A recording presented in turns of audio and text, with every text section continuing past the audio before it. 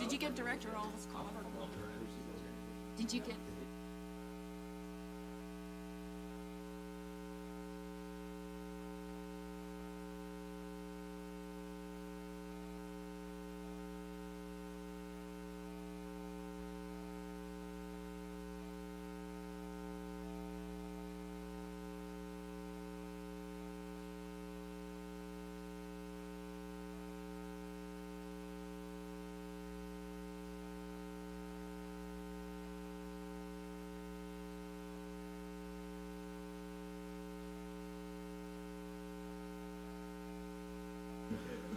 All right, we're going to get started with the public comment. And I have Tara Foreman.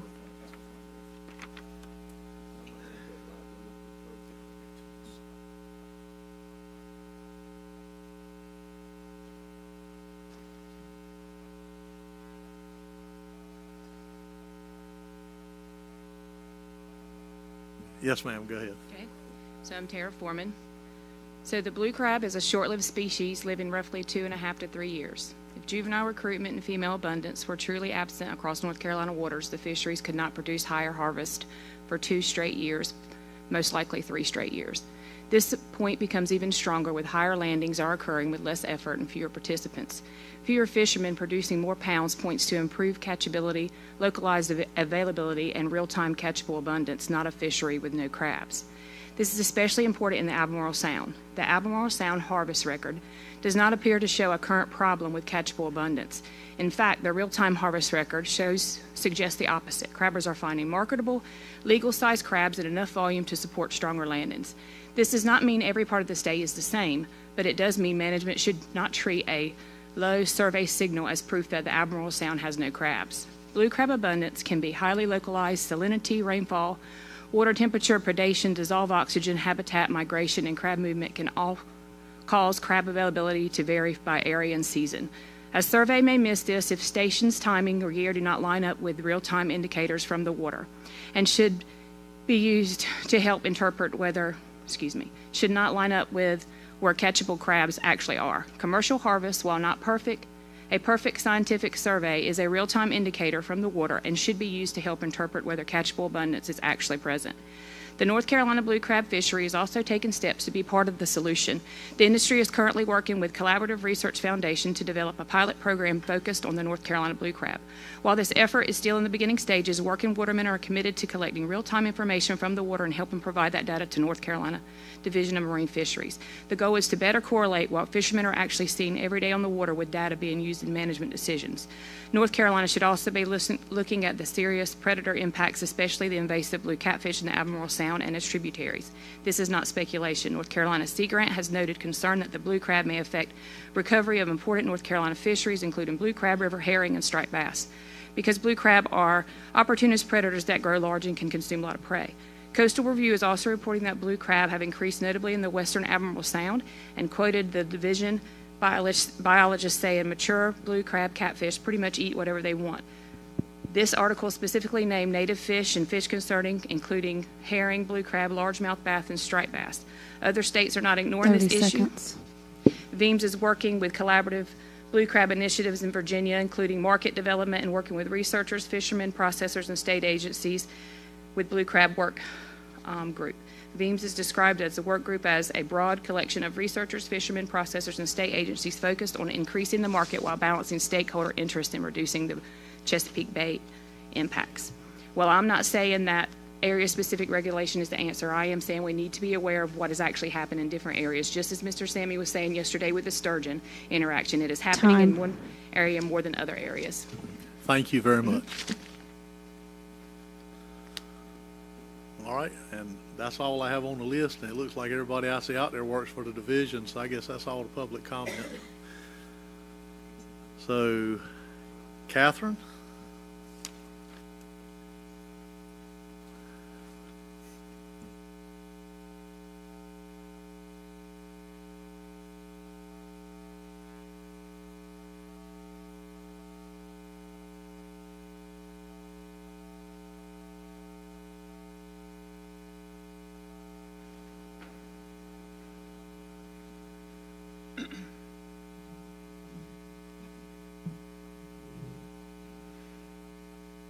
Well, good morning, everyone. Thank you, Mr. Chairman. Let me pull this microphone a little bit closer so I don't get yelled at by the staff. There we go.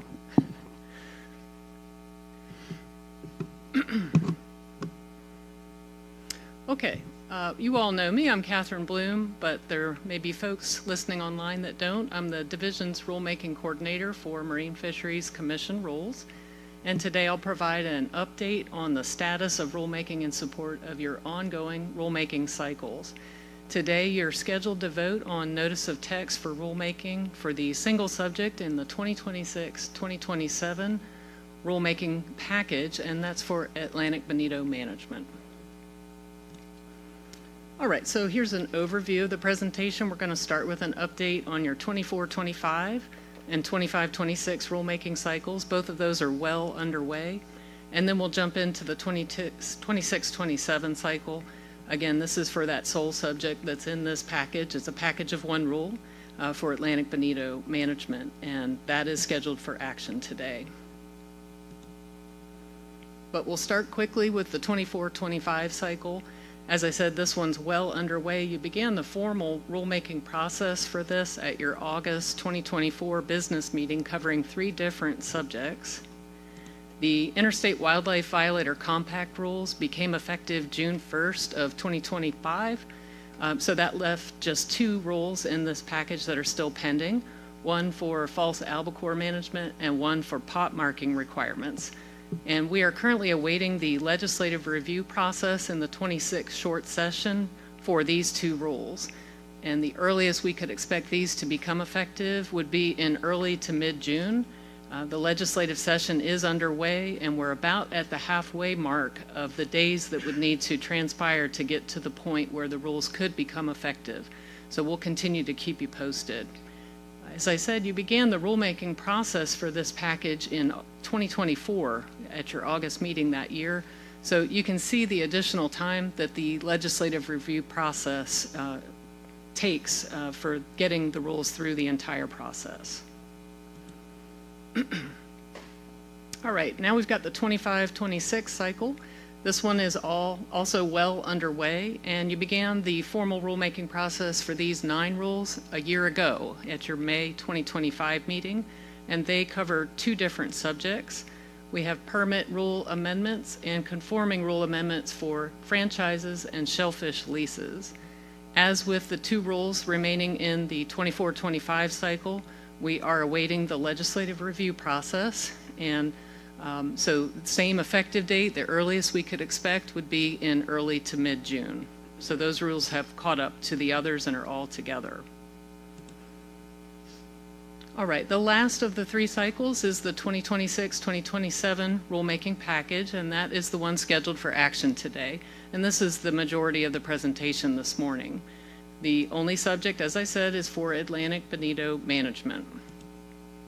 And we're going to start with a quick reminder of what got us to this point.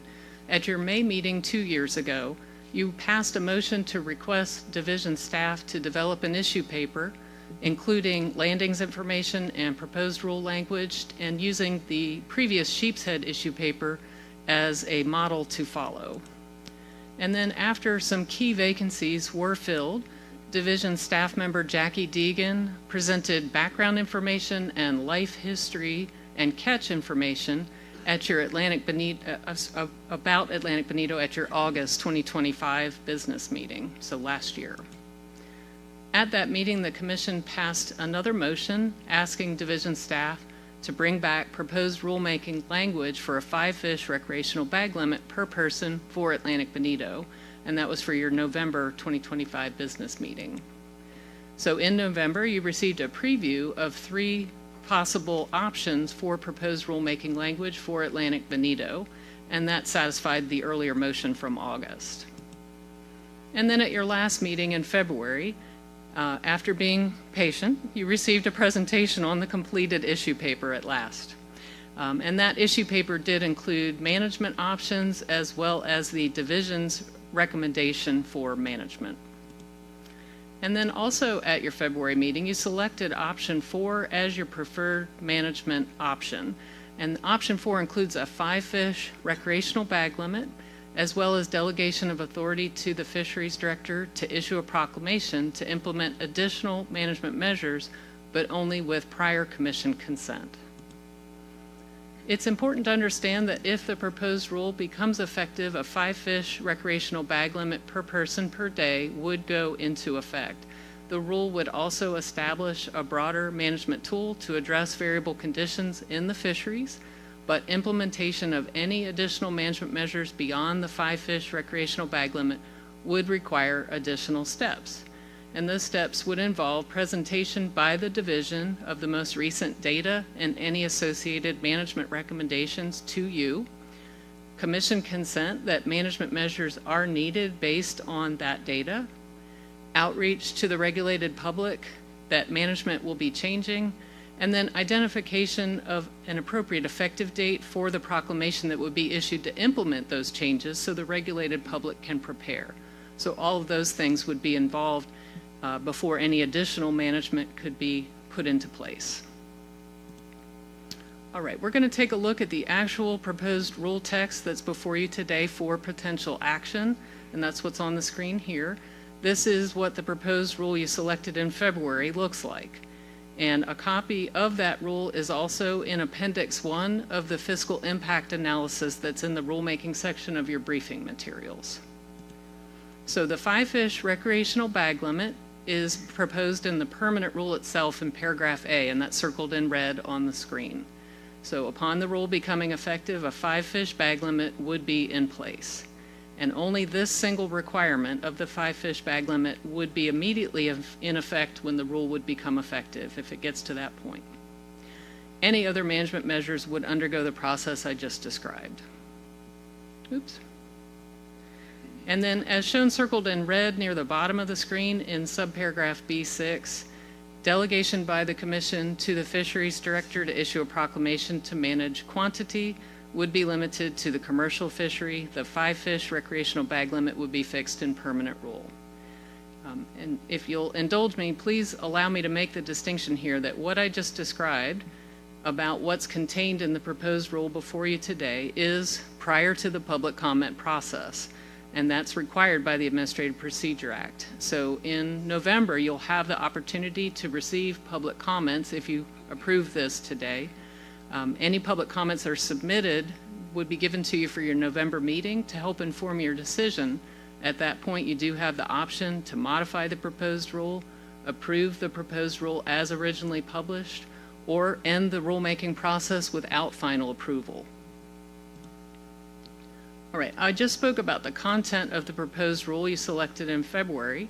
So quickly, I'll mention a couple things about the timeline related to that if you do decide to approve notice of text for rulemaking today. The proposed rule as written is automatically subject to legislative review, and this is required by law when a rule subjects a person to a criminal penalty, as this one would. So the rule could be effective as early as late March of next year, but could be as late as the summer of 2028 or later. And all that depends on how the entire rulemaking process unfolds, and much of that is out of the control of both the Commission and the division. All right, let's switch to talking about another requirement of law besides the public comment process, and that's the fiscal analysis of the proposed rule.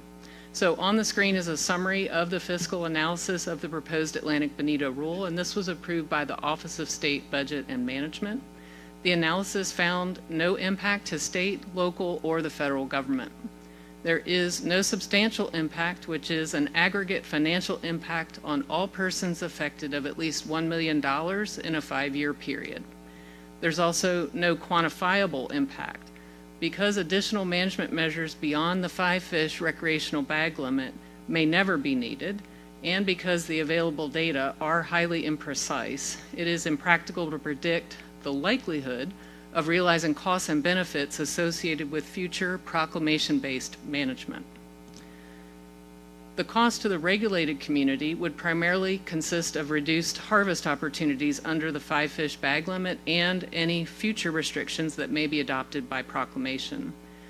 Data collected by the division indicate that most recreational trips land 5 or fewer fish, but because the available catch and trip data are imprecise, the division cannot reliably estimate the magnitude of any resulting change in harvest, effort, or discards.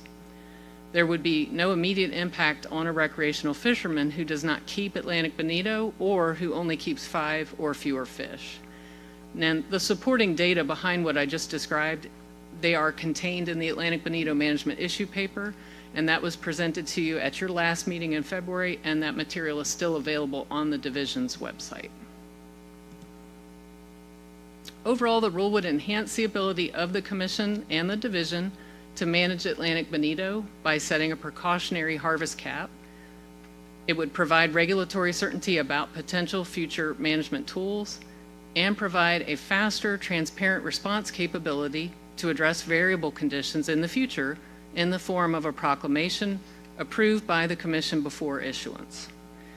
I do want to pause just a moment and give a shout out to the Division's Social and Economic Program Manager, Jason Walsh, for drafting the fiscal analysis and shepherding us through that required process.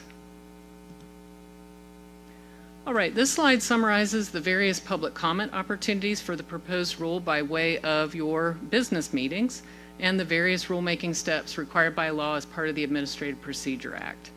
And these listed opportunities are in addition to the public comment sessions you already held last year at your August and November meetings and then at your past meeting in February. I'm going to walk through these quickly because I want to make sure the public understands their opportunities that are coming up. So you've accepted public comment here at this meeting in New Bern, and we'll do this again in August in Raleigh. And that's another opportunity for the public to give additional comments about Atlantic bonito management. As part of the Administrative Procedure Act, if you approve the vote today, you would hold a 60-day public comment period. That would be from August 3rd through October 2nd. And we would hold a hearing in the August to September timeframe. If you do approve the vote today, then staff will contact you, Mr. Chairman, to talk about the details for setting up that hearing. And then you'd receive those public comments that were submitted during the public comment period at your November meeting. Again, the public would have yet another opportunity to provide comments to you in that setting. This is where, after receiving those public comments in November, you have the opportunity to modify that rule, to adopt it, to give final approval for adoption of it as published. You can also stop the rulemaking process. And the point of describing this, and I know I've repeated it a couple of times, is you all are in the driver's seat for this. So now if you do change the rule, there are more steps that would be required. If it's a substantially different from how it was published, we've got to repeat that public comment process. The Administrative Procedure Act is set up for that. It's set up to be iterative and respond to that public comment as far as, you know, the process for the public being involved. But again, you all are in the driver's seat for this proposed rule before giving it any final approval. So continuing with summarizing the public comment opportunities, the Rules Review Commission's own rules also set forth requirements for how the public can participate there. Their public comment is called oral presentation. So if you're looking for the rules, that's what you need to look for. Even if a proposed rule does become effective, prior commission consent at a business meeting would be required to implement any additional management measures beyond the 5-fish recreational bag limit. So the division would be conducting outreach to regulated stakeholders about any forthcoming management at that point that would be implemented by proclamation if that occurred. The point is there's numerous public comment opportunities built into the process, and so that's being a little bit more detailed this time to really highlight those opportunities for this issue. Importantly, during the formal public comment period from August 3rd to October 2nd, the public can comment both on the proposed rule and the fiscal analysis of that proposed rule, and that is provided for in the Administrative Procedure Act. Another way for you to receive feedback is through your standing and regional advisory committee meetings, and those, of course, are open to the public. In fact, during the suite of meetings that were held this past March, Atlantic bonito management was brought up at 3 of them. At the March 10th Northern Regional Advisory Committee meeting, that committee passed a motion for status quo on Atlantic bonito management. And then the issue was also brought up at your Southern Regional and Finfish Standing Advisory Committee meetings. So this is another way that you can receive feedback from the regulated public. And you could keep this in mind if we ever get to the point of considering additional Atlantic bonito management measures in the future if the proposed rule becomes effective and additional management is recommended. All right, we're going to wrap things up here. The table shows the required steps in the rulemaking process for your 26-27 cycle, and there's something similar in your briefing materials that lays out the steps. You are at the step today of receiving that fiscal analysis of the proposed rule, and that again has been approved by the Office of State Budget and Management. So you're scheduled to vote on notice of text for rulemaking to begin the formal rulemaking process. So what this action would do would lead to the formal public comment process and eventually consideration of final approval of the proposed rule. The action item scheduled is to vote to approve notice of text for rulemaking for adoption of 15A NCAC 03M0524 for Atlantic bonito management. So a vote for notice of text would mean you're approving the proposed rule and the OSBM approved fiscal analysis of that proposed rule to be noticed for public comment. That is what is before you today. And again, you'll have that additional opportunity when we would come back to you in November with the public comment to decide what you want to do at that point. I did want to give a shout out to our author of this paper, Jackie Deegan. She's not here at this meeting today, but she's here pictured fishing with one of her sons, and I just love this photo. I wanted to give her another plug for all the hard work that she did to get us to this point. So thank you, Jackie. With that, I'm glad to address any questions, and if you'd like, Mr. Chairman, I can toggle back to leave the action item on the screen to help the commission. Yeah, if you'll leave the action item, and I'm going to go to Tom. Thank you, Mr. Chair. I don't have any questions. Again, Catherine, I want to thank you for all your hard work, and I also want to thank Jackie for all her hard work on this issue. She's been wonderful, and I wish her well in her new position, as they move. So, I'm ready to talk at length on this subject, but I'm going to keep my comments short because we've had a lot of discussion on this issue over the last 2 years. I would just like to point out that the public comment, in person and written, over the last 2 years has been overwhelmingly positive, if not almost entirely positive. As part of my role on the South Atlantic Management Council, we've been very fortunate to hold a lot of stakeholder meetings throughout the state, particularly this spring. And the funny thing was, this is one of the issues that fishermen wanted to talk about at those meetings, and we had to keep getting people off. We were like, no, we got to talk about federal species. But fishermen were really excited about it, mostly recreational and for hire. I thought that was pretty cool. So with your permission, Mr. Chair, I'm ready to make a motion. Yes, sir. I move that we vote to approve notice of text for rulemaking for adoption of 15A NCAC 03M-0524 for Atlantic bonito management. Yes, A. I'll second. So we got a motion from Tom, a second from A. Any discussion? All right, with that, we'll do a roll call vote. Got it up there. Commissioner Blanton, Abstain. Commissioner Claus, Yes. Commissioner Gardner, Nay. Commissioner Hopgood, Yes. Commissioner Millett, No. Commissioner Rader, Yes. Commissioner Roller, Yes. Commissioner Service, Yes. and Chairman Corbett. Abstain. So motion passes.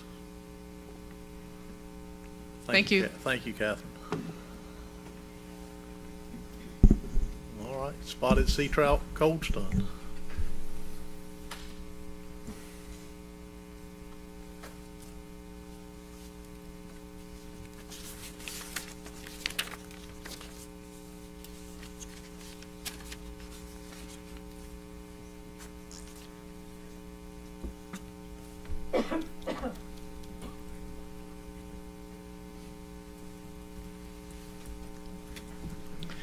Sometimes I feel like spotted sea trout cold stuns are all I talk about anymore. But hello, commissioners, and thank you for having us up here today to talk about spotted sea trout again. I'm Lucas Pensinger. I'm a biologist supervisor in the Central District Office in Morehead City, and I'm the division's spotted sea trout biologist. So up here with me is Matt Zink. Matt is one of our stock assessment scientists who works out of our headquarters in Morehead City.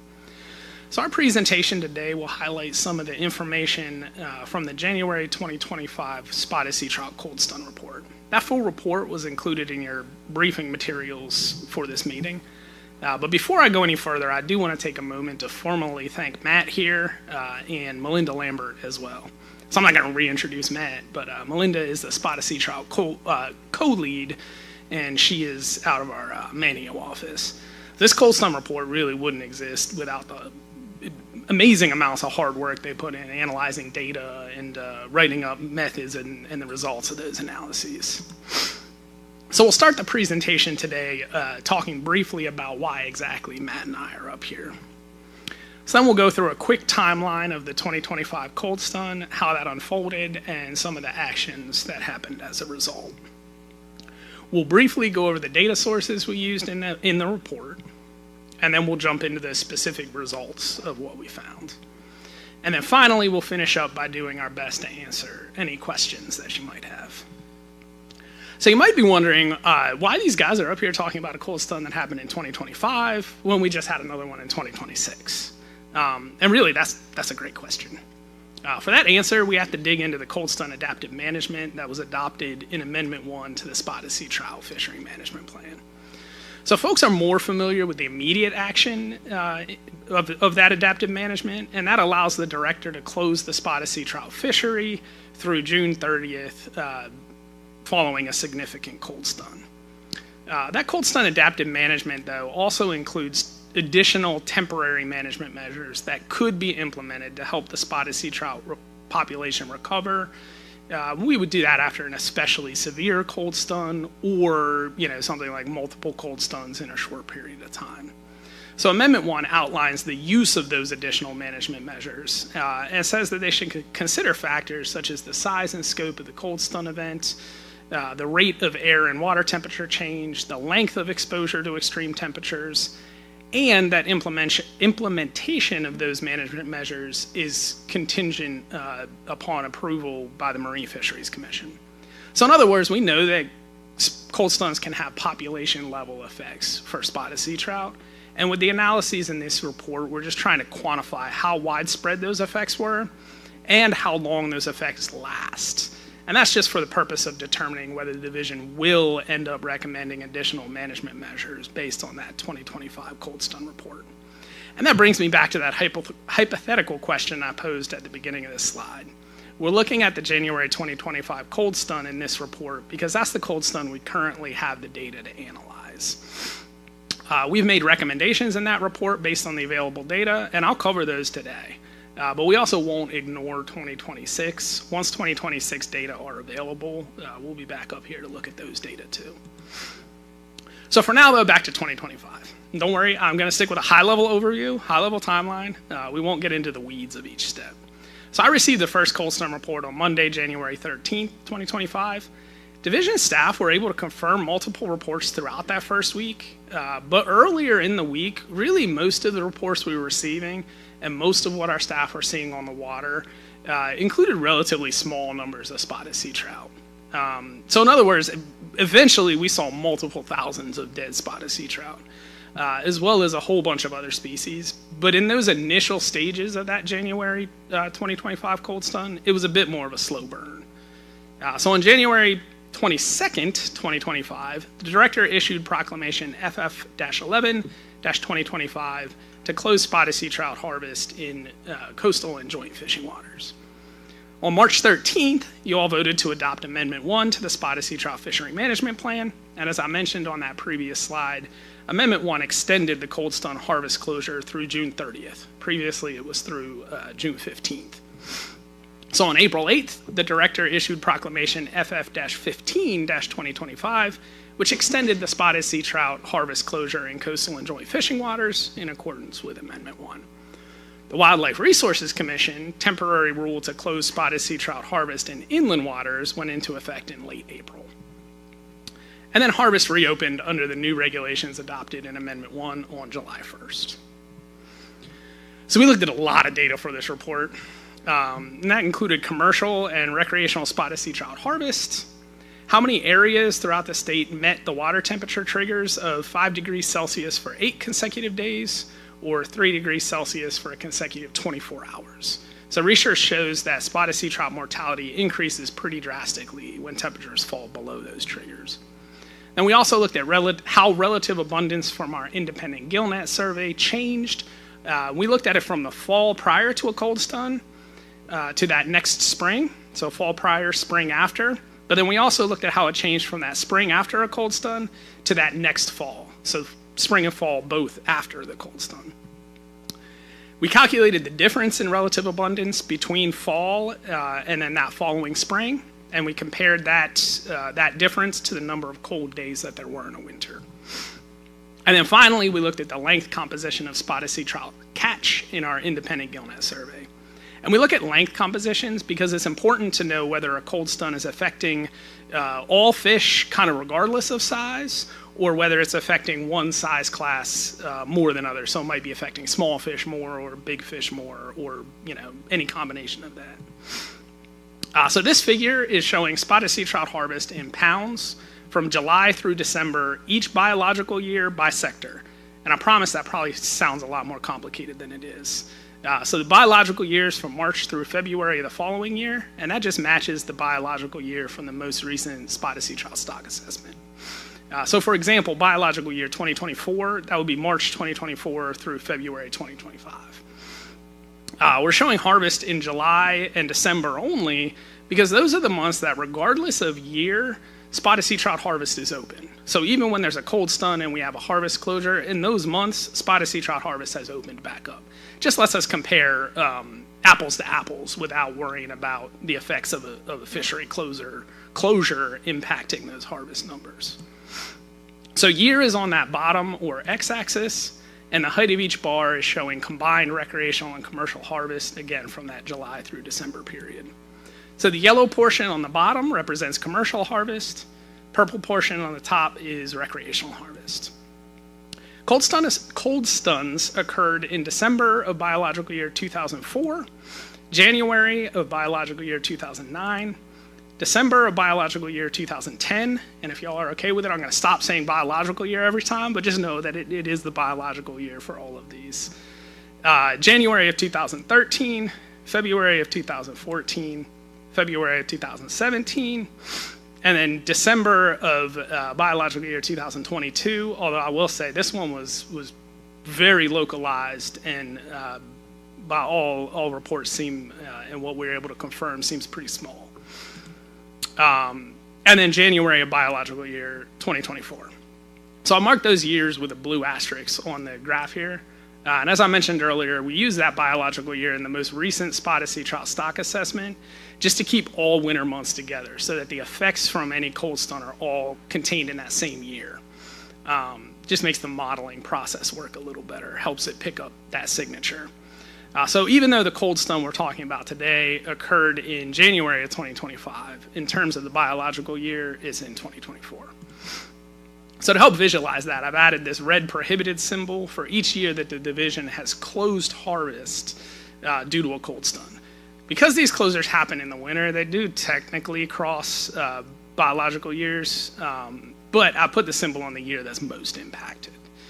So using the biological year for this figure really helps highlight the pattern in fall harvest following a cold stun. So in most years, if we look at the bars with the blue asterisks, the bar to the right is noticeably lower, and sometimes really drastically so. And that just means that harvest this summer and fall following a cold stun is usually much lower than compared to the previous year. In some ways, it makes a lot of sense because we know that a cold stun can kill enough spotted sea trout to have population level effects. If there are significantly less spotted sea trout out there to catch, it makes sense that they're less available to harvest. But there are also a lot of factors besides fish availability that can affect harvest. Things like market forces and angler choice can also come into play. So what I'm really saying is that by itself, decreased harvest in those months following a cold stun isn't necessarily a cause for alarm. It's a flag, but it's not a red flag. And this is why we looked at some other data sources to try and tease out the effects of that cold stun. So the first actual analysis that we'll talk about today is the analysis of water temperature data from across the state. So these data come from our spotted sea trout cold stun monitoring program, or our spotted sea trout cold stun monitoring in program 909. So program 909 has water temperature loggers deployed in spotted sea trout winter habitat throughout the state. The orange circles on this map here are showing the spotted sea trout cold stun monitoring stations from program 909. And this isn't every station that we have, it's just the stations that we had available data from following the 2025 cold stun. Sometimes our loggers disappear, sometimes our loggers are very obviously coming out of the water, and measuring air temperatures isn't overly helpful for this exercise. So we have at least one water temperature logger deployed at each of these stations. And then we analyze that, the water temperature data from those loggers to see how many stations recorded water temperatures either at or below those two temperature triggers that I mentioned. And again, you might remember those from a little while ago when I mentioned them, but we look for average water temperatures below 5 degrees Celsius for 8 consecutive days, or average water temperatures below 3 degrees Celsius for a consecutive 24 hours. And again, just research shows that spotted sea trout mortality increases greatly when water temperatures fall below those triggers. The more areas of the state that are affected by water that's too cold for spotted sea trout to survive, the less likely it is that there are pockets of unaffected fish throughout the state. Some of these stations are actually deep enough that there could be some stratification, so like warmer water near the bottom and then colder water up top, which also could provide a refuge. You know, spotted sea trout could go deep and escape that water. In those cases, we actually have two water temperature loggers, so a deep one and I'm going the wrong way, a shallow one and a deep one deployed at those stations. Lucas, I got a question. For a dumb crabber, what is 5 degrees Celsius and 3 degrees Oh Celsius? goodness, I knew somebody was going to ask because that. I'm from America. I deal in Fahrenheit, not Celsius. And I apologize. Usually I have it right there, and now I'm going to blank because you put me on the spot. It is cold. 5 degrees is like 38.1 degrees Fahrenheit. And 41 is 5 degrees? Okay. 3 degrees is like 38.1 or 38 degrees. 5 degrees is 41 and some change. Sorry, I have mine backwards there. Don't try to do math in your head on the fly. I don't. That's why I stopped asking. No, right? That's a good call. 37. Really cold. It's bad when everybody has to get their phone out to figure out. Yeah, right? That does make me feel a little bit better, but Or you can act like you are. Yeah, right. Thank you. Just checking to see if I knew, right? I'm gonna pretend I didn't hear that one. There you go. Oh goodness. But knowing how widespread those conditions are during a cold stun can really help us determine the scope or the area that's affected. So following the 2025 cold stun, we had water temperature data available from 43 stations across the state. And again, those 43 stations are the orange circles on the map here. So some of those stations are deep enough to have 2 loggers deployed, like I mentioned. So we actually had water temperature data available from 47 loggers across those 43 stations. So this is the exact same map. All I've done is change the stations where water temperatures met the triggers into orange triangles. So the stations that stayed as orange circles are the ones where water temperatures did not meet either trigger. So they stayed above those two time and temperature triggers there. Water temperatures met one or both of the triggers at 38 stations. And that's 88% of the available stations. The northernmost station that met water temperature triggers is way up there at the top of the map near the Virginia border. And then the southernmost station is down there around Wilmington. So pretty much all of the state there. So at those 38 stations, 42 loggers recorded water temperatures below one or both of the triggers. So only one of the stations that did not meet water temperature triggers was deep enough to have 2 loggers deployed, And in that case, neither of those loggers recorded temperatures that met the trigger. In every other case where stations were deep enough for 2 loggers, both loggers recorded water temperatures below the triggers. So what that means is that there was no deeper, warmer water at these stations for spotted sea trout to move into and escape the cold. So in other words, all of that is a lot of words to say there really weren't any areas in the state, or there at least weren't many areas in the state where spotted sea trout could escape cold water temperatures. And that just means the effects of the January 2025 cold stun were really widespread. A decrease in fall harvest combined with widespread cold stun effects, it really starts to paint a pretty alarming picture. But for those of you today who might have already read through the report in a lot of detail, you know there's some better news coming. So at this point, I'm going to turn things over to Matt, and he's going to walk us through some of the other analyses we conducted and talk about some of that better news. All right. Thank you, Lucas. So I'm just going to kind of revisit the objectives for the stuff that I did. We're looking for any potential impacts of these cold winter water temperatures on the relative abundance of spotted sea trout or the size structure of the population we get from the independent gill nets. So how might mortality from a cold stun kind of manifest in the spotted sea trout population? Obviously, we have a lot of little fish and fewer big fish as you move up the age and size of spotted sea trout. So it could be proportionally even, where we see 10% of each age or size class dying from a cold stun. Alternatively, it could be numerically even, where we maybe have 10,000 of each age or size class, in which it will affect the larger fish more because there are fewer of them to begin with. And finally, it could also be size selective, where we see particular age or size classes get affected disproportionately by these cold stuns. So this is why we're looking at the size composition data, hoping it can kind of tell us that these population level things are occurring. So with the division data, we developed a seasonal index of relative abundance focused on fall and spring. This is really to try and cut out any influence from other population level processes like recruitment or fishing mortality. And then we're going to relate temperature to overwinter changes in abundance. At this point, I'd also like to mention Jonna Brooks, a recently graduated PhD student from NC State, who kind of came up with this approach to the analysis and deserves credit for kind of coming up with this idea. And then from the size composition, again, do we see any classes disproportionately affected following cold stuns? And together, do these drops in abundance or changes in size class correspond to these colder winter temperatures from cold stuns? So our index of relative abundance, don't worry about the y-axis. This is a relative measure of abundance. You saw a similar plot when Dr. Damiano talked about southern flounder. On the x-axis, we have our seasons. So 2004 SP would be 2004 spring. 04 F would be 2004 fall, that corresponding fall season. The blue asterisks are cold stun winters that Lucas went over already.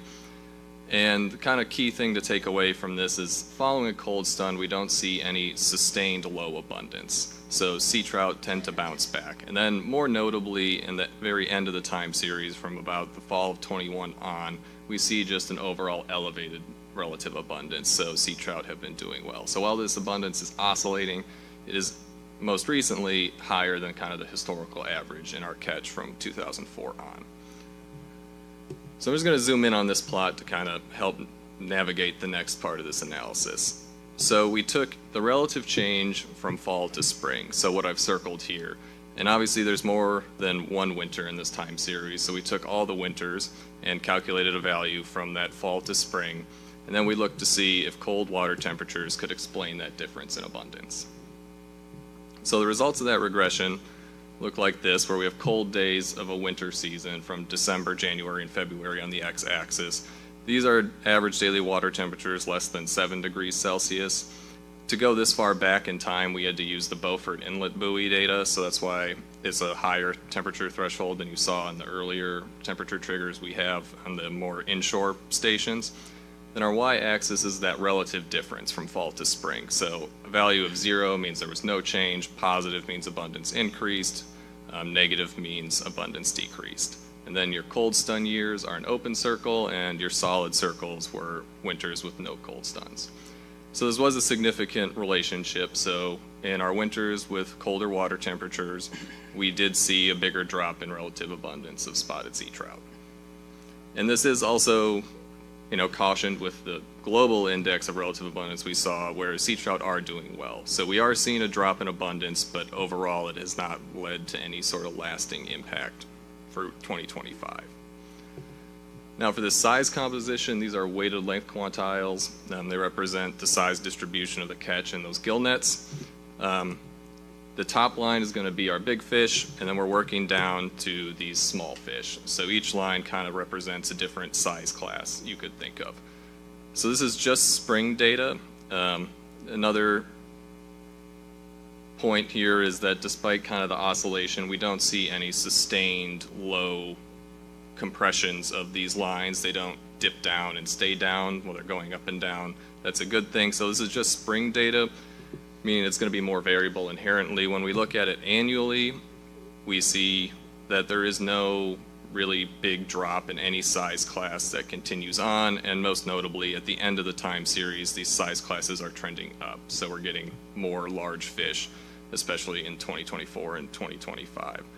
So we don't see an adverse effect of these cold stuns on the size population of these spotted sea trout either. So altogether, abundance has kind of trended up in the last 4 or 5 years. We're not seeing anything that is really concerning in the size composition of our catch. However, the cold stuns are definitely negatively impacting some abundance from fall to spring. And then I can turn it back over to Lucas. Try not to drop this thing. All right.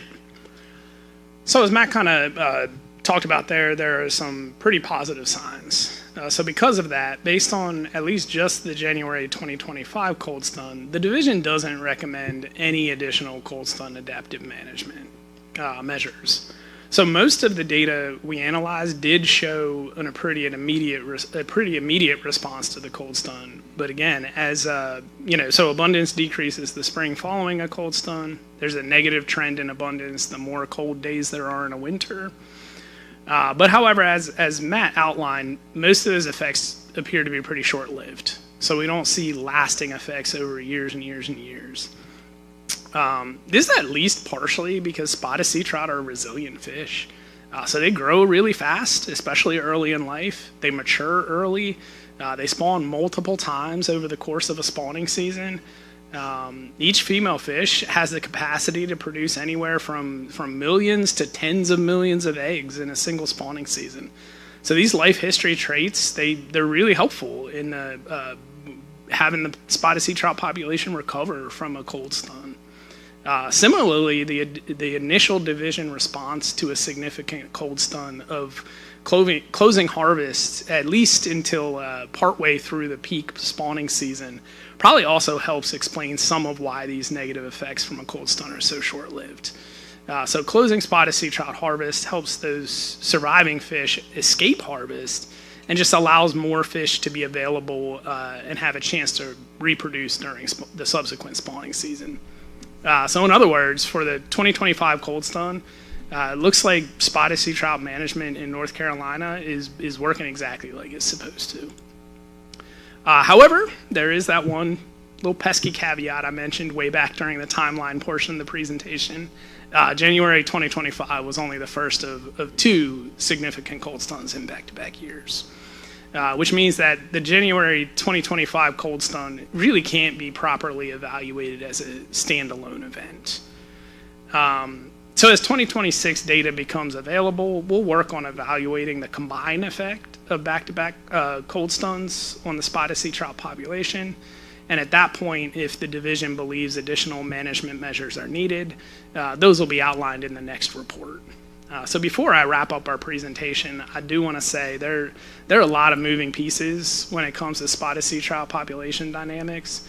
And we have done a ton of work here to try and tease apart those moving pieces and just determine how the spotted sea trout population is impacted by a cold stun. To really quantify those population level effects of a cold stun, it would require updating our stock assessment, because a stock assessment can piece apart natural mortality and fishing mortality while accounting for changes in abundance that are driven by recruitment. Although what we've done here is probably close as one can get without a stock assessment. Really a stock assessment is the only way to tease apart those interactions. Unfortunately, a stock assessment, as we all know, just takes a little bit more time to pull all the data together. But for now, the big takeaway from today's presentation is that we don't feel additional management measures are needed coming out of the 2025 cold stun. So with that, Matt and I are happy to try and answer any questions you So I might think have. that probably questions will be in vain on this until we get 26, because we know something probably had to be done, when you get to that. So yes, Tom. Remind me when historically the size limit changed from 12 to 14 inches. That was in the original FMP, which I believe was 2012. Okay. I want to say. Although that pieces of that, it kind of went in piecemeal, but I think size limits were 2012. I know we've discussed it before, but just looking at the trend line graphs, there was definitely a positive reaction after we did that, right? But that also explains some of that increased harvest we had following that cold stun. I believe probably those earlier cold stuns, just because we were allowing people to harvest basically young a year fish, right? So with the 12-inch fish, am I right there? Yeah, more or less. There was more harvest, is my point. Go ahead, Will. Okay. I have a few questions, so a short answer or simple I don't know, it will be fine. I'll do my best. Okay. Seatrout cold stone. Okay. I don't hear about cold stun issues with any other fish. So is it about where sea trout live that affects it, or is it the species itself? Is that the reason why we only hear about sea trout? So that's a great question, and it's probably a little bit of both. Okay. So in their winter habitat, they're pushing deeper up into the estuary. Okay. A lot of fish aren't doing that. A lot of fish are moving the opposite direction, moving out. And we do see other fish die in the winter, but just not usually in the kind of numbers that we see with spotted sea trout. I thought there was something about mullet dying this last time. Yeah, and honestly, 2025 and 2026, we saw a whole bunch of dead mullet as well. Okay. And you'll see when they get to 2026, it was a lot colder than it was in 2025. That's why they saw Yes, it was. red drum, flounder. Well, you'll see they saw everything in 26. Okay. Okay. Now this is a oversimplistic question here. I might admit it. Okay. You were showing over the years what happened with cold stuns. Okay. And I understand it depends on, how low the temperature went and how long the temperatures were low. I understand that, all of that. But on average, trying to dispel being overly scientific about this, when cold stuns have happened, let's say over this 10-year period that you showed us on the graph, what is the average percentage of stock lost in cold stuns when they happen over all these years combined on average? I mean, are we losing like 10% of them, or what? Or what's your gut on that? That's a big question, Commissioner Claus. That's a big question. I know that's way out there. It is really, and that's kind of where we were trying to get at the end there, where a stock assessment is really the piece that helps tease apart some of that. So we don't know. That's fine. Yeah, really, the simple answer is we don't actually know. Okay. There's been some laboratory research that suggests it could be as high as 90%. That seems high to me, but the simple answer is we just don't, in the wild, we just don't actually know. Okay. All right. Okay. So the other thing is that you show commercial versus recreational, with recreational being, looked like that was 80 or 90% of the landings. Okay. Sea trout, people love to eat sea trout, I think. Okay. So why is it that commercial landings are so low relative to recreational? That's also a really good question, and I think that's where you get back into some of the market forces. Spotted sea trout are delicious. They don't generally freeze very well, or at least that's what the times I've tried to freeze them, they haven't frozen well, and that's what most commercial folks I've talked to have told me. But I think there's also I would imagine market limitations are probably I'll really the give you the driving answer force to there. that, Willie. Yeah. So 25, 30 years ago, there was probably 2,000 people that fished for spotted trout. Okay. With the regulations and gear restrictions, and this is just a number I'm grabbing from what I saw years ago, there probably wasn't maybe 200 people that probably landed sea trout in the commercial fishery this year. So they're limited to 75 fish, and we're limited on days now. Our weather is a lot worse than it used to be, and so it's just not the activity that it once was commercial. And then by recourse, we used to have 50 or 75,000 recreational fishermen 25, 30 years ago, and now we got 1.some million licenses. So it's just sheer less people commercial fishing, more people recreational fishing. It's pretty much a short answer to it. Okay. And I think you answered this question. Well, I would assume that northern North Carolina would have been more severe than, say, Wilmington area. But it seems like you were saying. So in 2025, when we put the rules in, when we say, okay, no fish till June, we're saying it's statewide. I'm going back to like the sturgeon thing. Is it universally affected? So in 2025, water temperature wise and dead fish wise, it was pretty much across the state. Certainly a lot more dead fish in the northern portion of the state. There's still pretty decent numbers in the southern portion of the state. In 2026, it was everywhere. It was absolutely everywhere. And in 25, it was everywhere too. Yeah. Just Willie, just so you know, it's not. I mean, we had a bad cold stun in 2025 and 2026 south, and it's what they do is very fair with their cold stun stuff. Okay, and why is June 30th the magic? Open it back up. Because it gets us through the most of the peak spawning season. So spotted sea trout peak spawning is like from May through July, I want to say, or May through the end of June. So it gets us through that biggest part of the spawning season. Okay. All right, we're going to go to Doug, and then we're going to go to Tom one last time, and we're going to move on from this. That was really interesting, thanks. And this question really is for the next step of the analysis and beyond. What I'm interested in is how responsive we need to be to cold stun in this species if it is as prevalent as it is.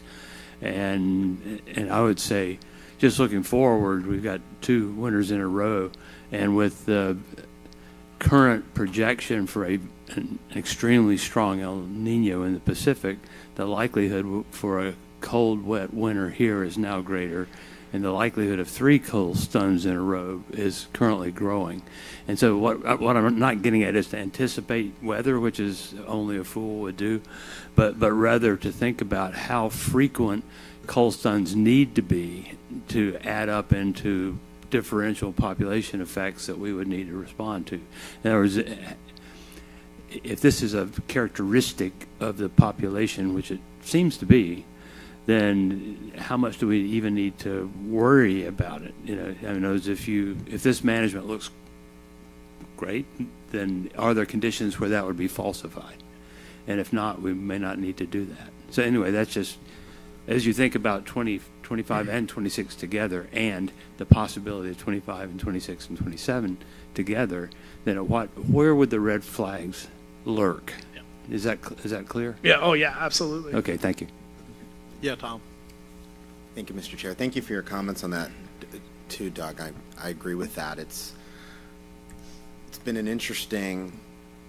I just feel that when we look at the management of the species over the last 20 years, the changes that we've made have clearly been effective in the sense that we still have had cold stuns, but the fishery seems to have rebounded to a point where a lot of people come to me and say this is as good as it's ever looked, right? And I know I've pointed this out before, but I'll just point it out again. The thing that, as I eagerly anticipate seeing the 2026 analysis. What was really kind of scary to me was that in all the cold stuns I've experienced, one of the things that you see is the birds will eat these fish very fast, right? And so it's actually kind of hard for the division oftentimes to get out and document those cold stuns. 2026, there's so many dead fish, we had rotten fish for weeks. There's more than any of our migrating seabirds could eat. So that's kind of a concern to me because that's how extensive it looked. Yep. So, All right, thank you, guys.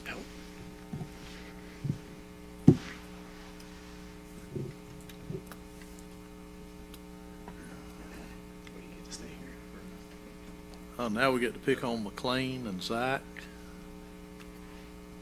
for the blue crab. I don't see McLean.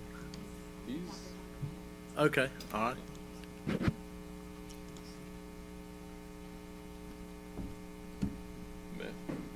Oh, that's Eastern Oyster I was looking at.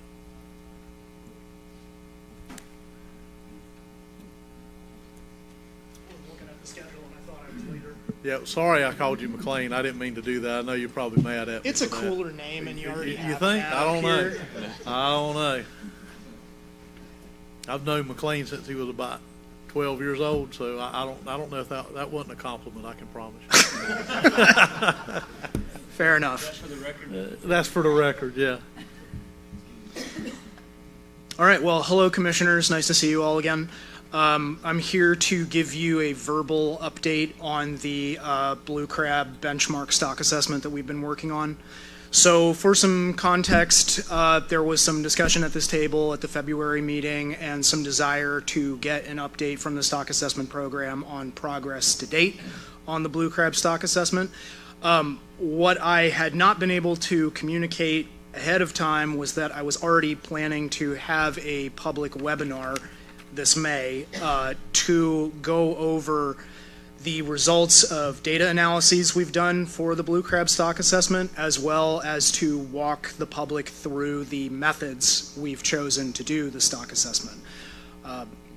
Part of the motivation for doing this is because a member of the fishing community brought to my attention that the only public-facing part of our stock assessment process historically has been the peer review workshop, which is the point at which the stock assessment is essentially done.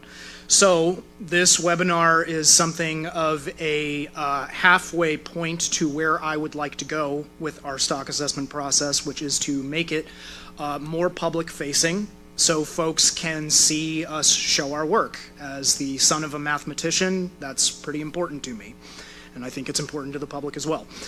All of which is to say, I was planning on updating folks on progress before it became an action item for the commission.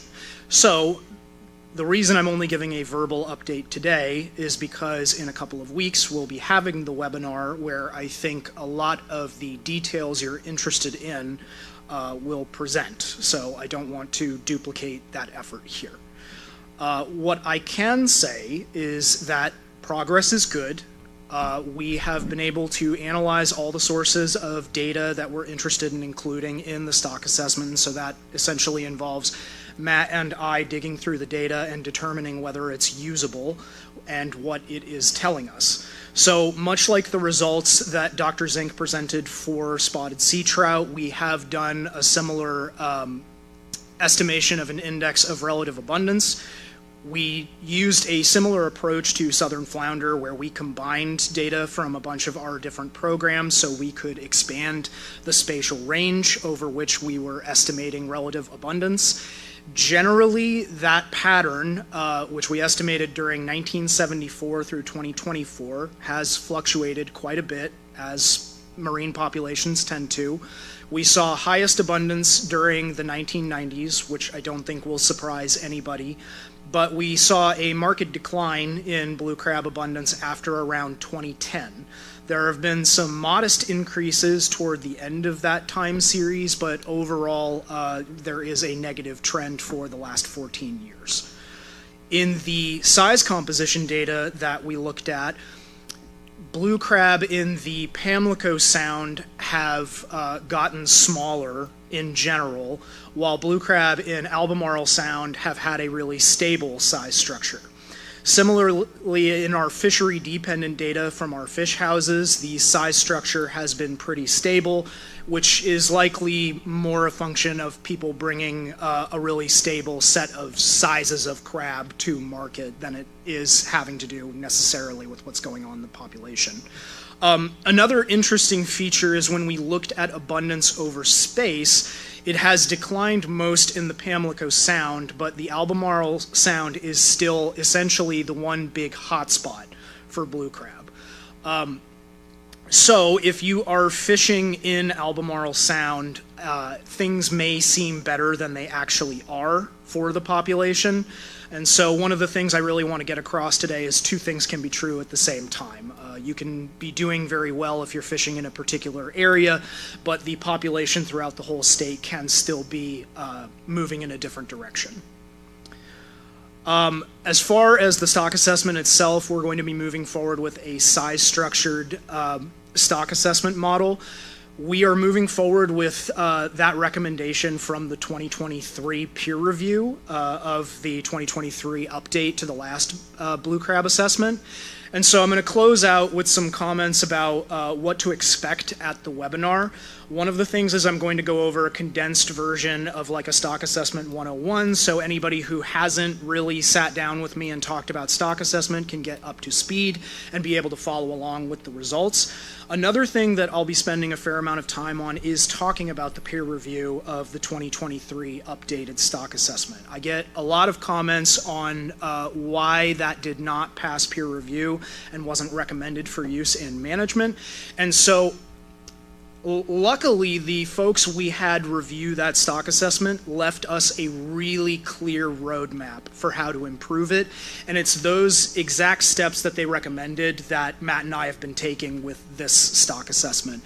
And so that's going to give a lot of context to why we did the analyses we did and why we're considering the methods we are for the stock assessment.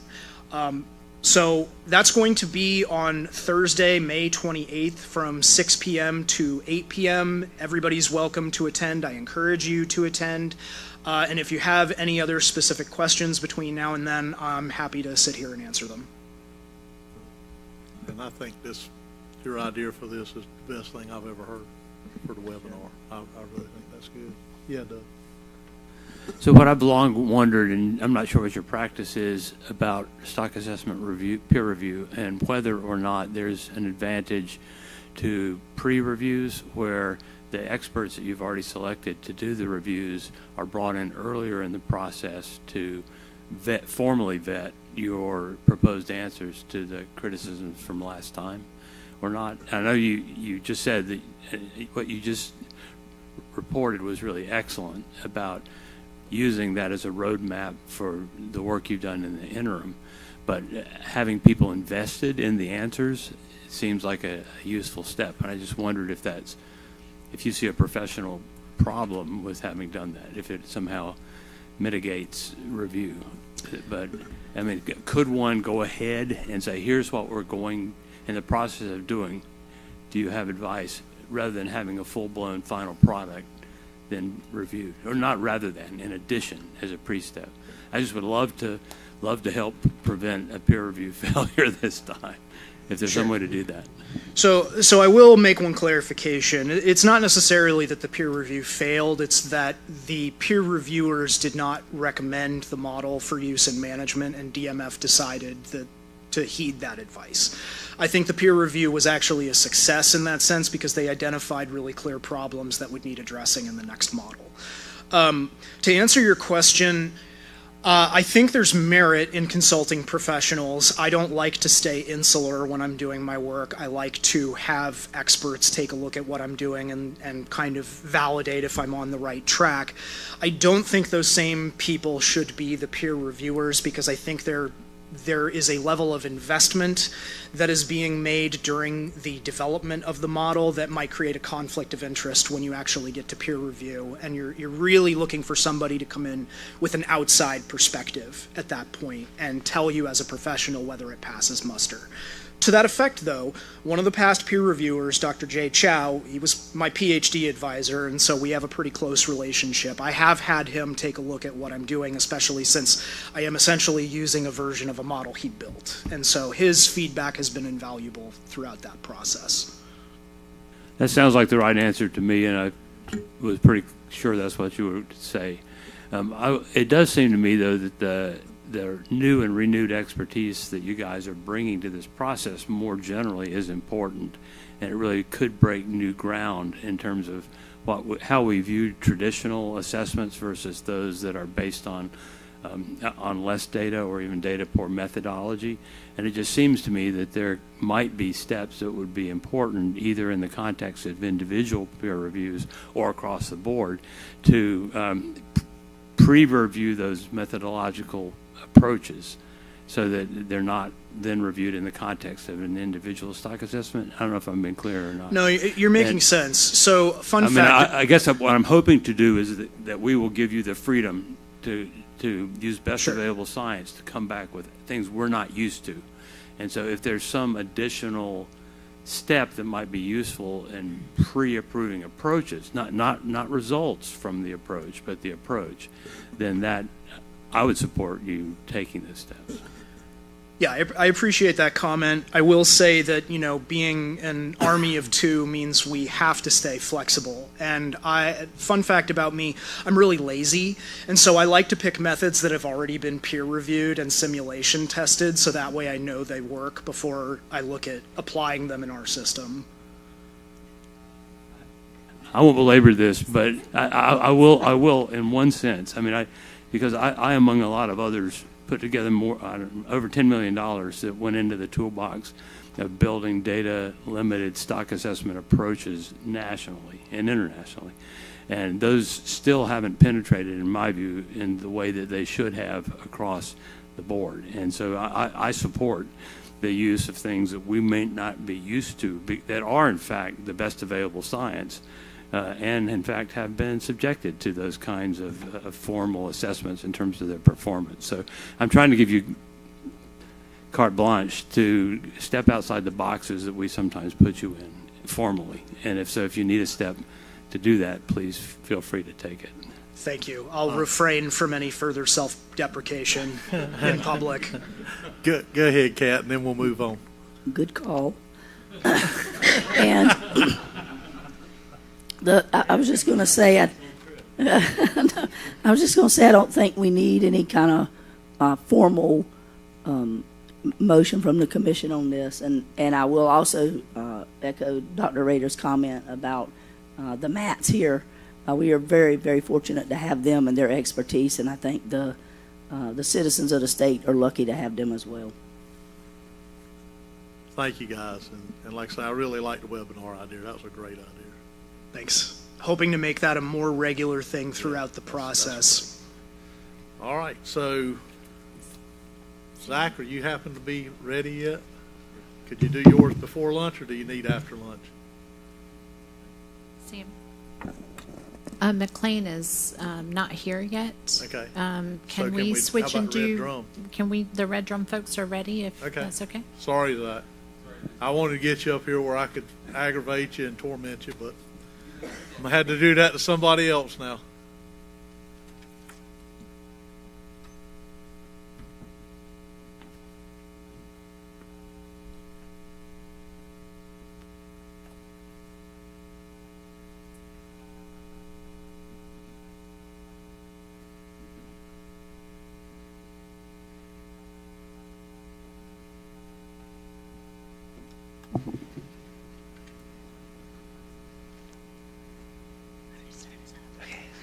Good afternoon, everyone. My name is John Mohan, and I've been with the division for 5 months as the tagging biologist, and I help coordinate the multi-species tagging program. And I'm Kara Kowalczyk. I'm one of our red drum species leads for the division. I'm based in Washington. Been here about 5 years. So today we will be covering a summary of the North Carolina Red Drum Satellite Tagging Cooperative Project with the North Carolina Marine and Estuary Foundation. To begin today, we'll do a short red drum life history that leads into how we developed this project, highlighting our research needs to address, the uses and importance of tagging data overall, as well as the capabilities of satellite tag technology. We will then provide a brief summary of our Year 1 pilot study, which occurred in 2024, our Year 2 tagging efforts in 2025, followed by our Year 3 2026 plans. Did I go too far? Oh, I'm sorry. Okay. To start, I would summarize known red drum life history. So red drum, they spawn during the fall in estuaries and near inlets. And this diagram is showing you those eggs are released into the water column where they develop into larvae, so they're kind of feeding in the plankton. And as they get larger and grow, they move to the bottom of the water column. And as fish get larger, they start to move throughout the estuary, from the upper estuary at lower salinities down to the inlets and coasts at higher salinities. The adults make migrations between the estuary and the coast. So you're seeing that they make kind of offshore migrations in the fall, and then they move back into the estuary in the spring. And this particular project is focusing on the adult life stage because these large adult red drum are great candidates for satellite tag technology. So in 2023, the Marine and Estuary Foundation contacted the Division of Marine Fisheries seeking to collaborate on a project that highlights North Carolina's state fish, red drum. During this project development, we reviewed research recommendations in both fishery management plans and stock assessments to identify an addressable research need. One of the most persistent data gaps for a red drum within our stock assessments is the adult fish stage. Previous assessments, such as in 2017, listed the overfish status as undetermined because of limited sampling of adults. Adult red drum, over 4 years old, are believed to occupy deeper offshore habitats. This is where they experience reduced fishing pressure, as well as a general harvest restriction on those size classes, relating to unknown release mortalities, and we wanted to further examine the social and economic importance to the recreational fishery overall, where these data gaps exist. On the figure on the right shows the age at length key for the different stock regions in the most recent assessment. In green, you see the northern region, which is North Carolina to New Jersey, and in orange is the south from South Carolina down to Florida. After age 4 to 6, you can see that the graph really starts to spread out with variability in those growth patterns, and that is why increasing our data sources on this growth pattern is really important. You also can notice the distinct differences in growth patterns between the two stocks that are managed differently. And so one thing we are curious to explore is why those growth differences occur between populations that may have some mixing effect. And overall, red drum are very long-lived species. In this graph you see they can be up to 62, 60 years old. So it's very important to understand that big time period within their life. So again, in the 2024 benchmark stock assessment, the northern stock from New Jersey to North Carolina was determined to be not overfished and no overfishing occurring, while there were concerning trends in fishery performance. The adult stock was doing fairly well based on the traffic light analysis. While the southern stock, South Carolina to Florida, was overfished and overfishing was occurring. So during this assessment, questions were raised whether the North Carolina-South Carolina border represents the most appropriate demarcation between these stocks. In order to examine that, they looked at North Carolina conventional tag recapture data collected during 2014 to 2023, which resulted in about 1,680 tags to evaluate the potential existence of an alternate stock boundary. Analyses indicated that most individuals tagged within the state either remained in North Carolina waters or migrated northward, with only 4 individuals observed moving south into South Carolina waters. So given the uncertainty in the adult stock statuses, we wanted to explore whether satellite tags could help address these research needs, such as post-spawning behavior. So what offshore habitats are important during what period of their life, and stock identification of how connected are north and south populations. The North Carolina multi-species tagging program deploys 2 different types of conventional tags in red drum. For fish that are smaller than 27 inches, we use these internal anchor tags that go in the belly, pictured on the left here. And then for fish that are larger than 27 inches, they use steel dart tags that go in the back. And so the map on the left is showing you tagging locations where both these anchor tags were deployed, over 9,000 and over 5,000 dart tags. And you can see that the tags are kind of deployed throughout the entire coast. And on the right, you can see the recapture locations where we have over 1,400 anchor tags that have been recaptured and 200 dart tags recovered. So more of those smaller fish. But one thing you will note is that the locations indicate that a lot of fish are being recaptured in the Chesapeake Bay and even some off of New Jersey, demonstrating this northward movement from North Carolina. And there was a previous red drum satellite tagging study conducted in Virginia, where they deployed 15 satellite tags on larger adult red drum from May to November in 2009. And they were using a satellite tag called the Microwave Telemetry X tag. It's pictured here on this red drum. And 5 of those tags were programmed to release after 1 month, 5 were programmed to release after 3 months, and then 5 were programmed for 6-month deployments. And overall, these tags are recording depth and temperature, so it gives you an idea of whether that fish survived after release. And they found that all the fish they tag did demonstrate survival.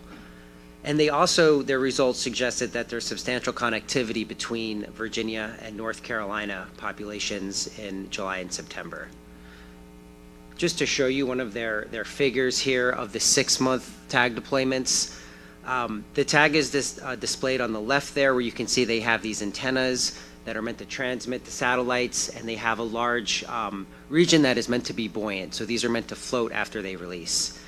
And you can see that all of the tags that were deployed off of Virginia, after 6 months, they released off of North Carolina. So we can see that all of these fish move south from Virginia to North Carolina.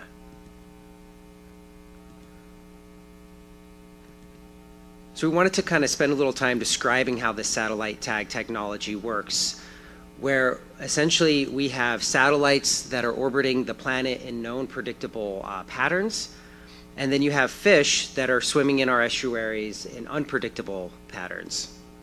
And so essentially you can attach a satellite tag that is going to be collecting data as that fish swims around, and then at some point it can be programmed to pop off. So these tags are measuring things like water temperature, magnetic intensity, light level, and depth. And if a fish gets near the surface and the actual tag can break the surface and the antenna can be exposed to air, then you have the ability of data to be transmitted from the tag to a satellite. Now this requires the satellite to be aligned at the exact moment when that tag antenna is exposed. So how well the satellite and the tag antenna are aligned determines how accurate the data can be for the position of the fish. More commonly, though, in these studies, the tags are on the fish for a certain amount of time, and then they pop off, they float to the surface. And when a tag is floating at the surface, its antenna is exposed at all times to the air, so this allows more accurate transmission of data to satellites.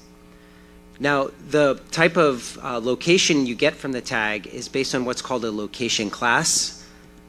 And essentially, there's a very degree of location classes that have different amounts of error associated with the position, ranging from meters up to potentially thousands of meters. And it's important to note that waves and weather actually affect how well a satellite tag can transmit data to a satellite. And so when we're examining this data, we're filtering out those positions that have a high degree of error and only focused on those that have a lower amount of positional error. So tags can transmit directly to satellites, but mostly you're kind of analyzing the data that has been transmitted after the tag released. And that requires you to do light-based geolocation. So how exactly does this work? We have an image here. The Earth is spinning, and depending upon where you are, you get different amounts of sunlight. So day length changes by latitude, and that gives you a clue of where something is in a north-south axis. And the time of sunrise and sunset and local noon changes by longitude, and that gives you that east-west clue. And so these satellite tags are measuring every day the day length, which is giving a prediction of latitude, and local noon, which gives you a prediction of longitude, and that gives you that estimated position. It is important to note, though, there is a large degree of error that is associated with latitude. And this is because depending upon the season, like during the equinox, the amount of light you receive, the daylight and nighttime are equal. So that makes it very challenging to geolocate during the equinox, which happens in March and September. But also keep in mind that the light sensor on these tags could become biofouled over time and reduce the amount of light that can be registered. And if the animal is diving to very deep waters where there's a low amount of light, that can also affect. So there's a lot of things that have to be considered using light-based geolocation. But the Earth does have another clue we could use, which is its magnetic field. And so this map is showing you magnetic contour lines of the Earth. And when you have a high gradient of changes in magnetic intensity, that might be something that could help refine latitudinal estimates. And that was one of the reasons the particular tag was selected. So for the pilot study, year one, we DMF work group got together and examined several different tag types. For this beginning stage, we went with Desert Star C-Tag geos. They include a wraparound solar panel with potential for opportunistic locations if the tag breaches the surface, as John mentioned. However, more often it's just archiving those records daily, such as temperature, light level, magnetic intensity, and day length. We were aiming for a large sample size to go with these tags. However, they do not provide depth, which was one of our limitations. For our pilot study, we had two objectives. The first objective was to evaluate the effectiveness of satellite tagging methodologies and data return for red drum. So it was very much exploratory of what we can do with this technology. The second objective was to characterize post-spawning migration patterns with a particular emphasis on offshore movements of adult red drum.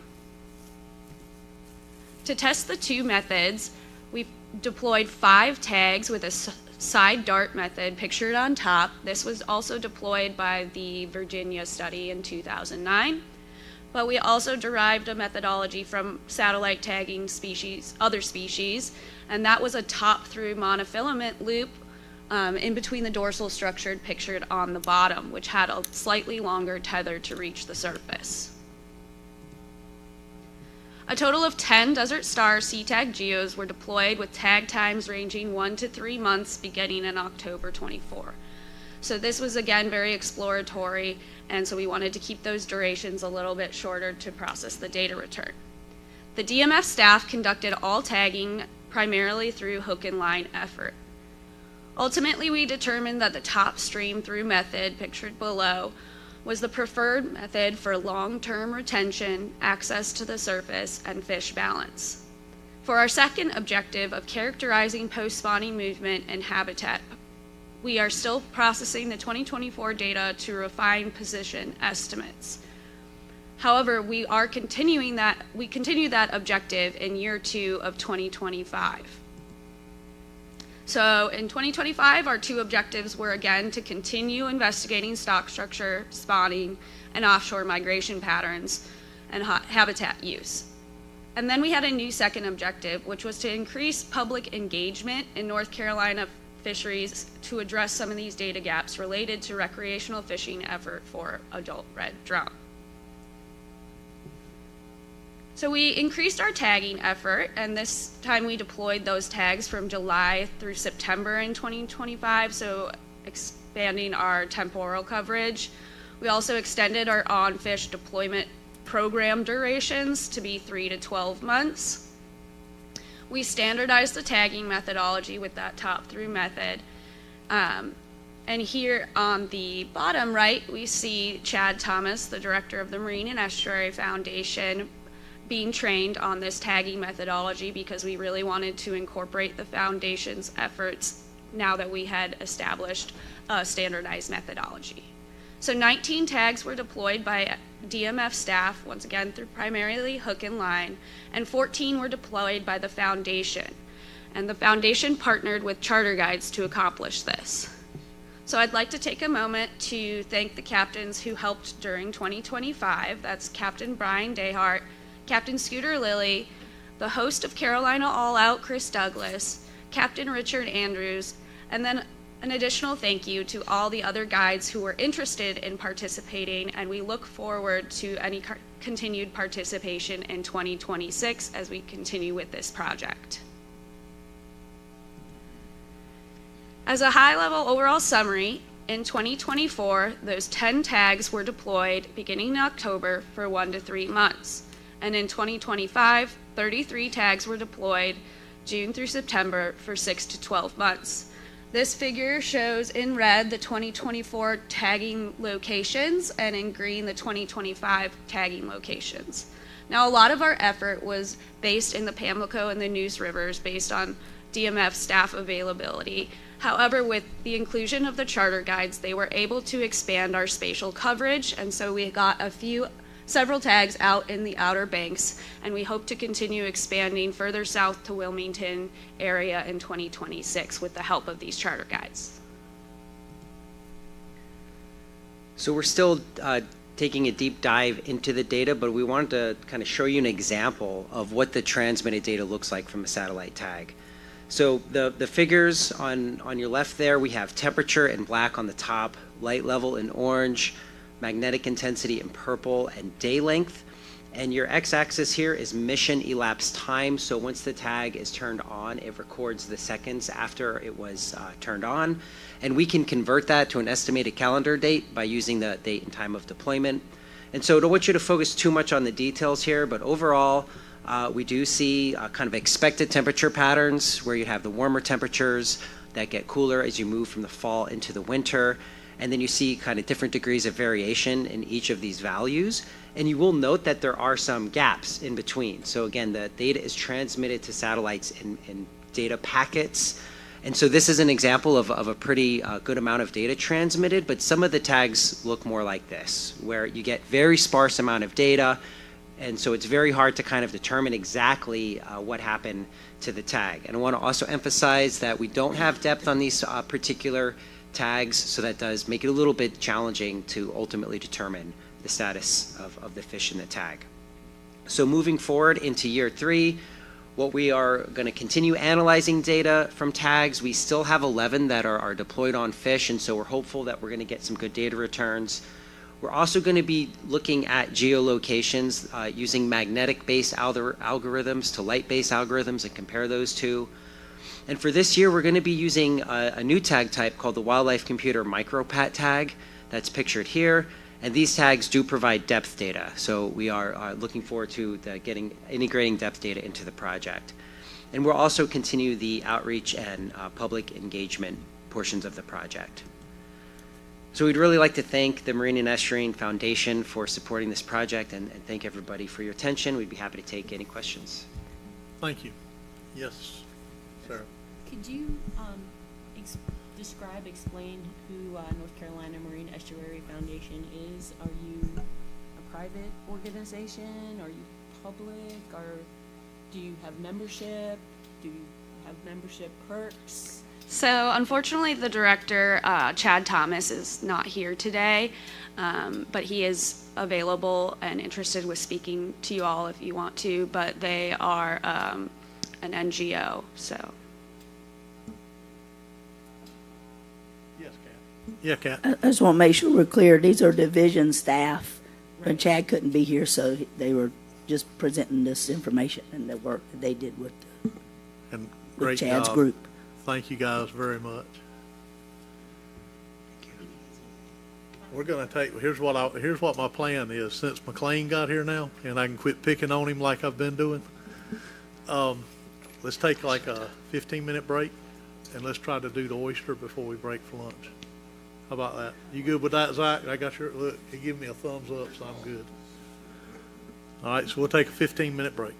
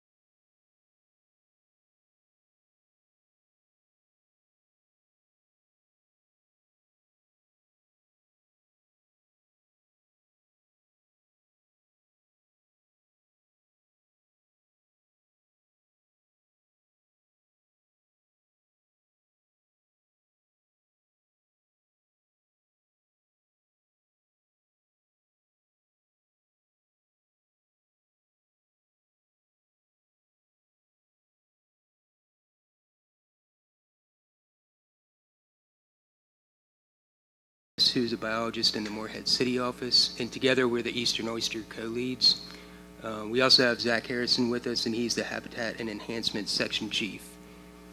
So at your February 2026 business meeting, the MFC requested a presentation be provided on the Deepwater Oyster Recovery Areas, or DORAs for short, adopted under Amendment 5 of the Eastern Oyster FMP in May 2025.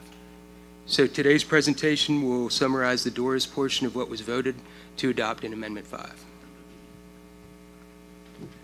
To continue to maintain harvestable oyster populations in the Pamlico Sound and to better balance the value of oysters as both a fishery resource and essential habitat, a three-tiered approach was adopted in Amendment 5 for the Pamlico Sound mechanical oyster harvest management.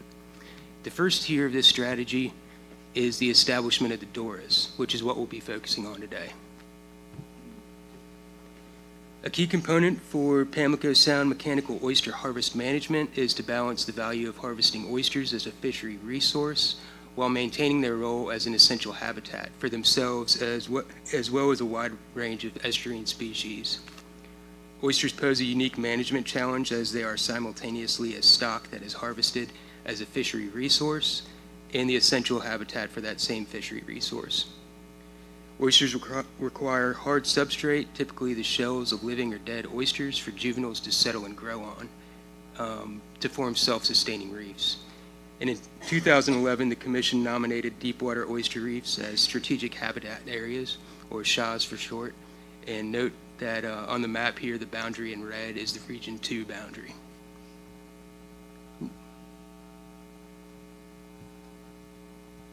Sorry.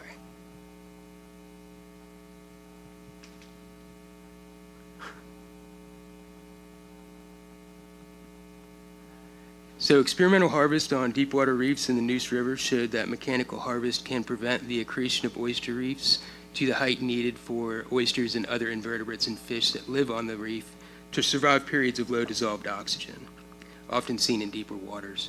A widely cited publication by Lenahan and Peterson in 1998 measured the physical impact of dredging on oyster reefs in North Carolina, and they observed a 1-foot decrease in height following a pass by a dredge.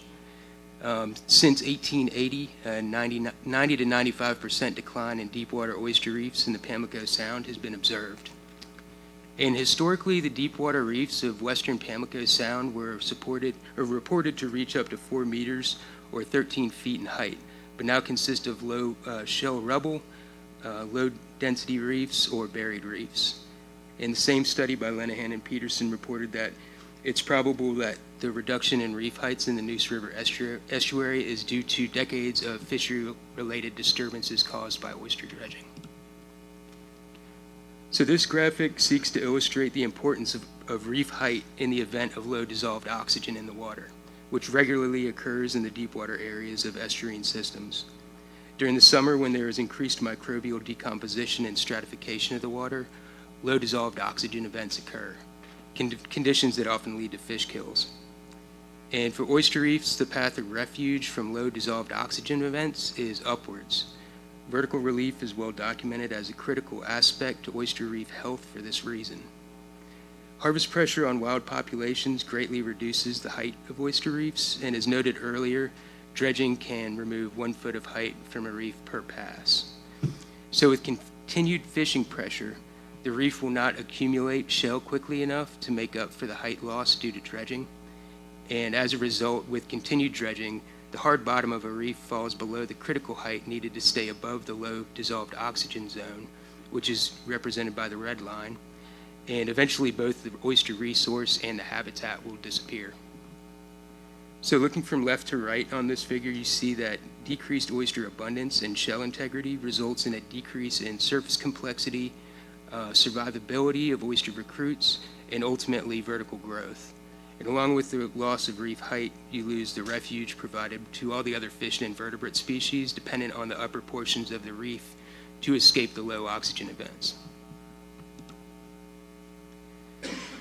The remnant deepwater natural oyster reefs in the Pamlico and Neuse River have suffered mass mortality from water quality impacts from fertilizer use, discharge of animal and human wastes, conversion and destruction of riparian wetlands, and increased atmospheric nitrogen deposition.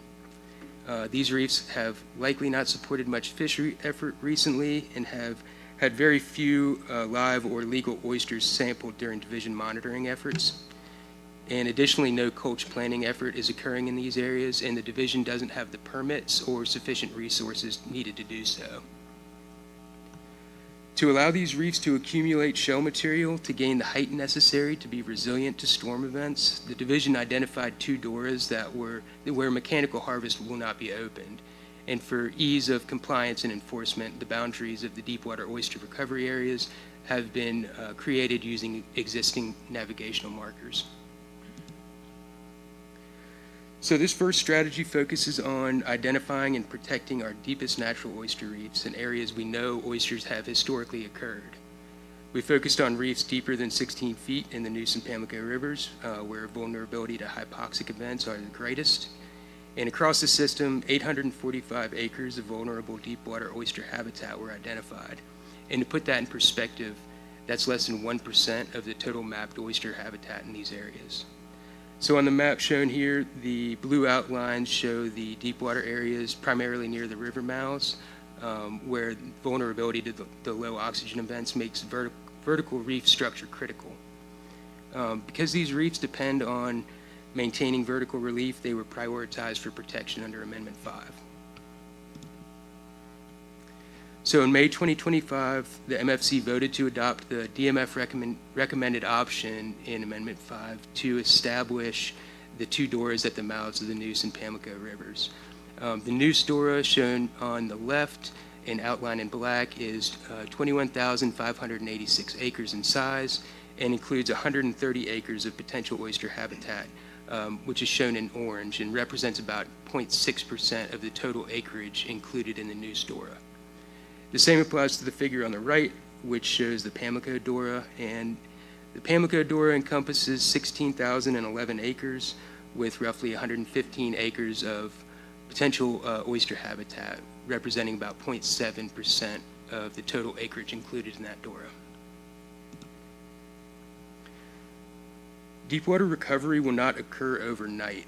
So, reports from fishermen suggest that some of these reefs can produce harvestable numbers at times on somewhat of a decadal cycle, which highlights the long time needed for the regeneration of these deepwater reefs. But it also shows that when left alone, the reefs are capable of coming back, albeit slowly. The intent is for changes in oyster reef recovery to be monitored by the division. Updates will be provided during each 5-year FMP process, acknowledging that recovery may take several FMP cycles. And based on the rate of recovery, further conversations about how management of the DORAs will continue and may include options such as continued protection, rotational harvest sites, or other things that the AC or the MFC may identify.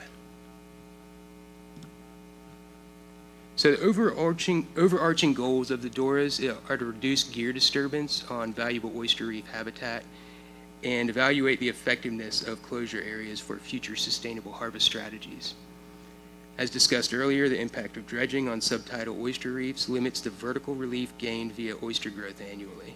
And by establishing the DORAs, the disturbance impacts from dredging are reduced, which will allow the shell bottom matrix to aggregate and gain vertical height with each subsequent generation of oyster.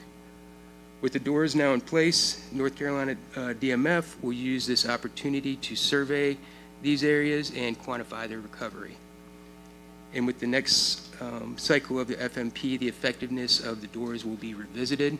And ultimately, this strategy serves as a potential launch pad for future sustainable management, such as the rotational wild harvest strategy that's in place throughout the Chesapeake Bay. And additionally, there are indirect benefits to establishment of the DORAs in the form of well-documented ecosystem services provided by oyster reefs, including water filtration, and supporting biodiverse communities with significantly greater biomass of commercially valuable fishes and crabs. Now I'll pass it over to Bennett, who will go over some of the survey work being done on the DORAs.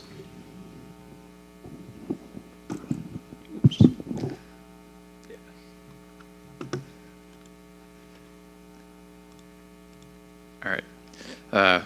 Habitat Enhancement Side Scan team conducted multi-beam surveys across 15 clusters of previously identified oyster habitat within the Neuse and Pamlico Doras.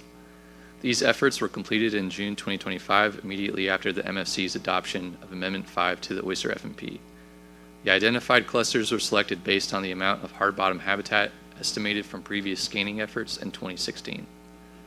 For each area, side scan, backscatter, and bathymetric data were processed and applied to delineate the hard-bottom habitat.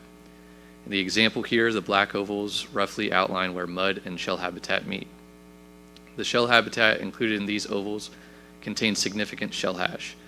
And in the image here, a total of 30 acres was estimated to be contained in these images.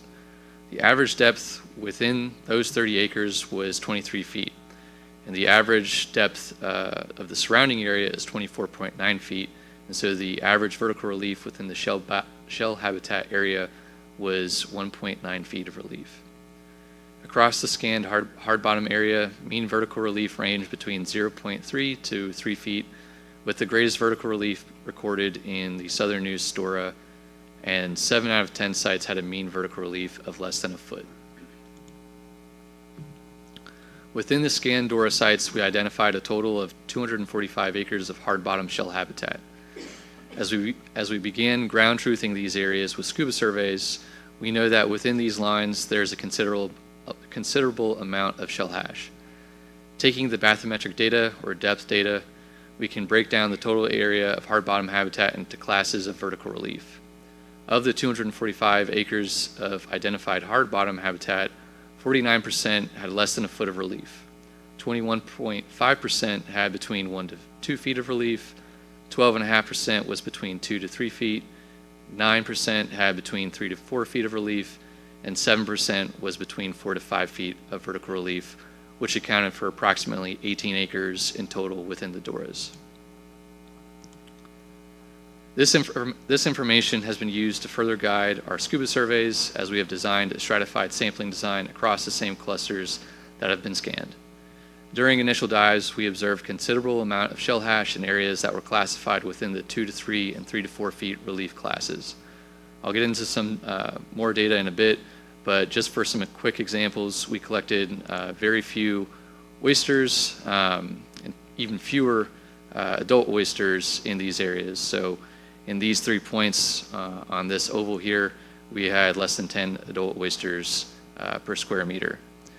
While diving, we observed that underneath the layer of shell hash, if you dug below a few inches of mud, you would find some fairly large size clusters of oyster white shell.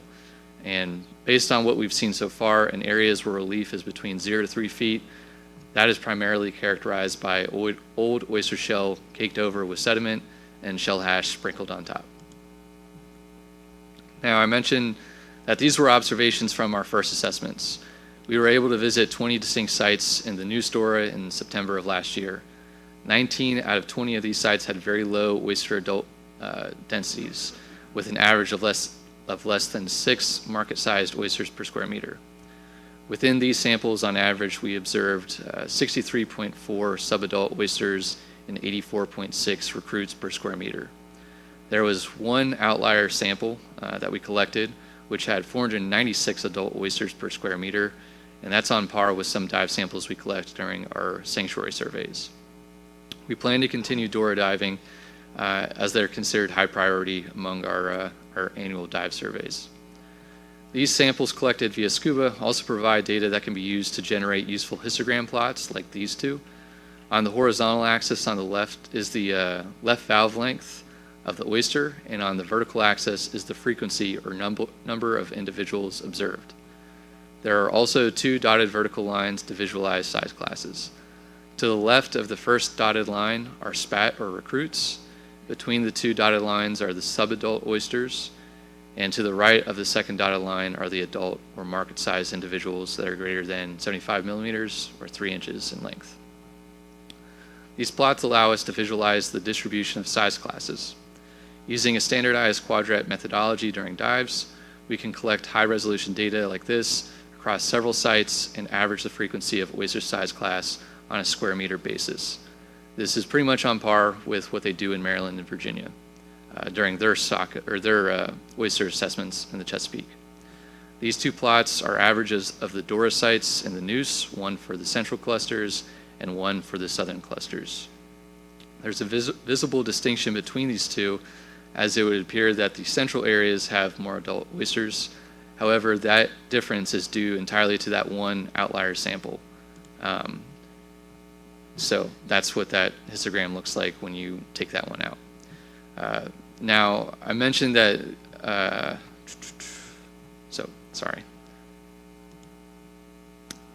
in the Pamlico Sound, we basically have three different types of subtidal oyster reefs: naturally occurring, sanctuary, and culch. The latter two are part of DMF's enhancement programs. The data collected from our scuba surveys on Doras and sanctuaries can be compared directly since we use the same methodology. And we can apply a correction factor to calculate similar density estimates on culch reefs, where we use hydraulic tongs to collect samples. Looking solely at the density of adult or market-sized oysters across these three reef types, there were 4.5 times more adult oysters on average across the sanctuary network, and twice as many found on Pamlico Sound culch reefs that were created 3 years ago when compared to the Neuse areas. The difference in oyster populations among these reef types are further illustrated by those histogram plots. Again, we have frequency on the vertical axis and oyster length on the horizontal axis. These examples were created with data from Cedar Island Oyster Sanctuary and a culch reef near Swan Quarter. While we observed some spat in the new Dora samples that might be comparable to the culch example here, there was limited hard substrate observed aside from shell hash. And so the larvae could attach to just the shell hash, basically. And that's prone to sedimentation, being washed away, and does not provide any structural relief. These areas were also prone to dredging impacts in the year prior, whereas culch reefs are not typically exposed to harvest pressure before 3 years, allowing oysters time to mature. The difference becomes more pronounced when looking at the subadult size class or that area between the dashed lines. Without harvest pressure, there's greater frequency of cohort survival, reaching that next size class that you can see in these examples for sanctuary and culch reefs.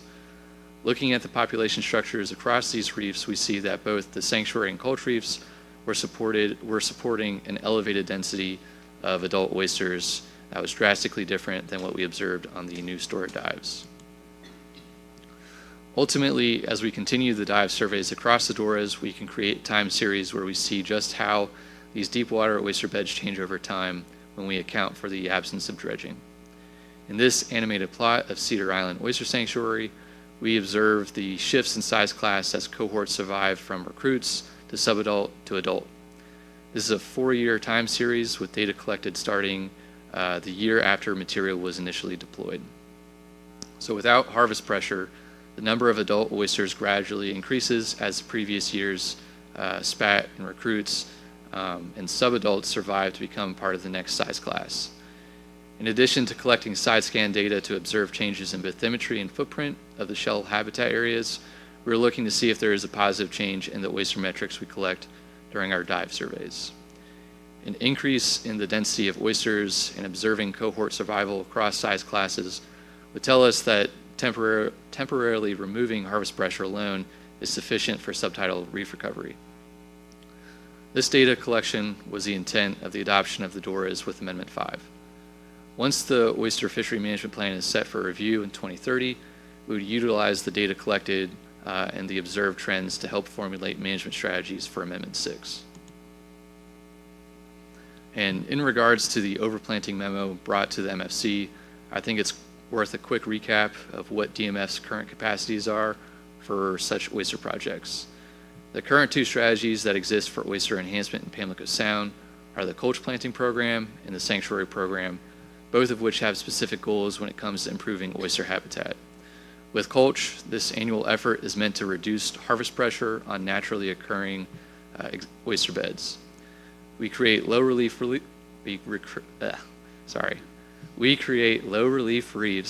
that's just a tongue twister, with shell and small limestone.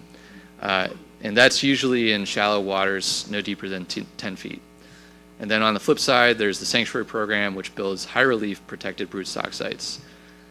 These are constructed with larger materials in areas no deeper than 18 feet. Both programs have been fine-tuned over the years and streamlined for creating the largest amount of area given our budget and external funding if available. When it comes to habitat restoration projects, there are several key aspects in the planning phase that need to be considered before any sort of material acquisition or mobilization takes place. The first is identifying the goal of the restoration. In the case of oysters in North Carolina, are we aiming for eventual harvest or indefinite protection? With that goal determined, we move on to site selection. This is where depth and other environmental factors come into play as we determine an effective site for oyster growth. Site investigation also plays a part into the permitting process. One important question that has to be answered is, what is the extent of current existing shell habitat?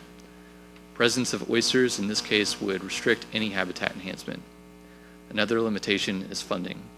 Our current oyster programs are funded through state appropriations, and those funds are spent to meet the specific goals of these two programs. If all these stars align and a site is selected, then the funds, the goals, those must be weighed to determine the scale and design of the enhancement project. Given the scale of the hard bottom habitat area within the Doras, enhancement would be extremely limited, costly, and would be outside the scope of the initial goals of the Doras, which McLean outlined in detail. And that was to focus on conservation and the importance of these subtidal oyster reefs as habitat. And I'll hand it over to Zach to discuss further limitations and future avenues.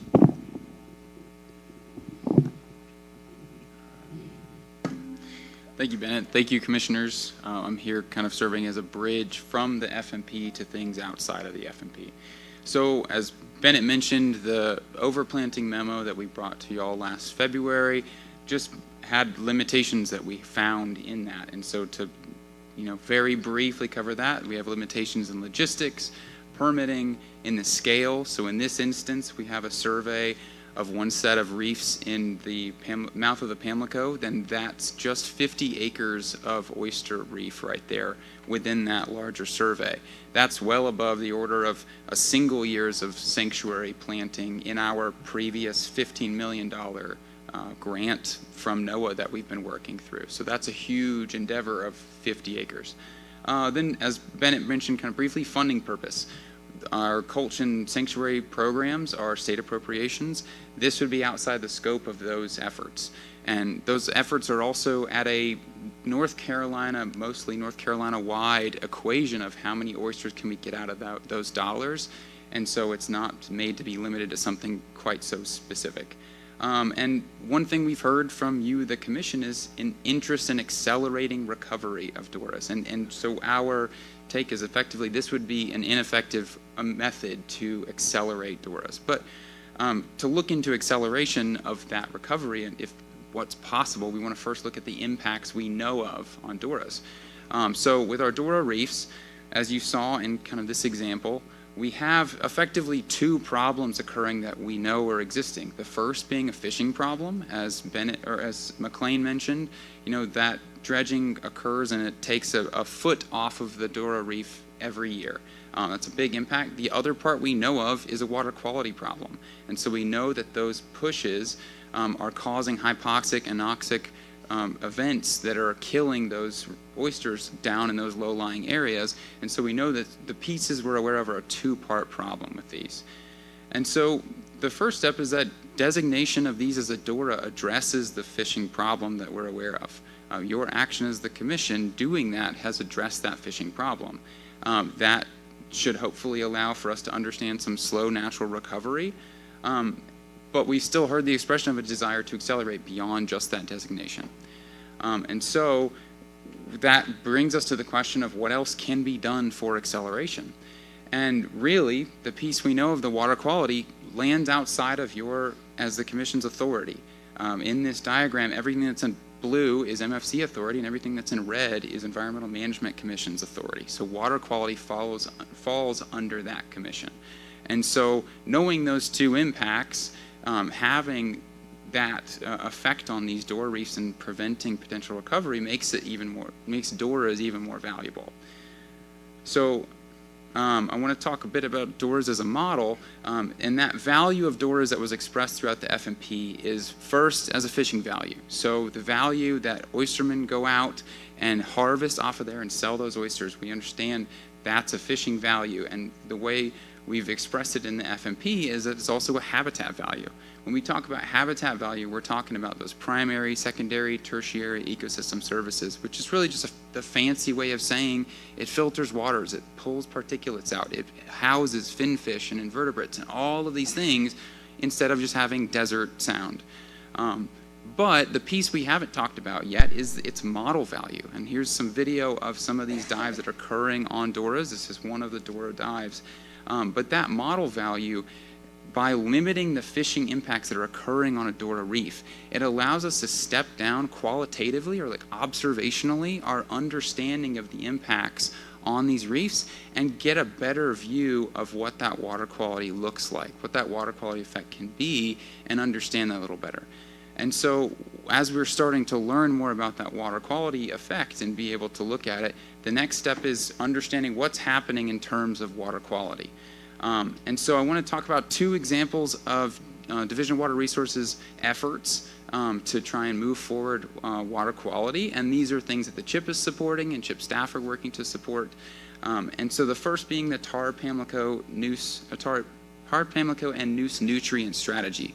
Now this is a study that have a draft form out and they haven't fully completed yet, but this was looking at the progress made from rules in the 90s that were limiting primarily nitrogen, but some phosphorus impacts, and that was a 20-year analysis. So that's looking at, they put the rules in, follow 20 years and see if it looks better, and what they find is that estuaries remain as impaired. Now that sounds negative, that sounds like the rules did nothing, but effectively they found that there is a lot of good that came out of it, but there's also a rise in nitrogen delivery that has occurred from non-point sources at the same time. And so this is a somewhat complex graph. I'm not a hydrologist. I don't work for DWR. They're very smart. But this is a graph of Fort Barnwell, which is 20 miles that way, right up the Neuse. And this is one of the examples where we have, looking at this, we have in the red and the blue are forms of nitrogen, the red being nitrates, nitrites coming out of the water or found in the water, and the blue being the total Keldel nitrogen, which is a fancy way to say wastewater related for the most part. And then the green is the total effect on there. So you see the red goes down in a lot of ways, and the blue goes up, and we get a green that's a little bit above. So we're remaining as impaired. And this changes site to site, but this is a good overall example of what's affecting that. And what they highlight in that is, first off, a climatic shift, so more rainfall, more storms, that's causing more ag runoff, and also increased development loading, which we've all heard and talked about the increased development on the coast. And we heard from Dr. Fodry yesterday about that exactly. So that's one example. The other is a water clarity standard that Division of Water Resources is currently working on.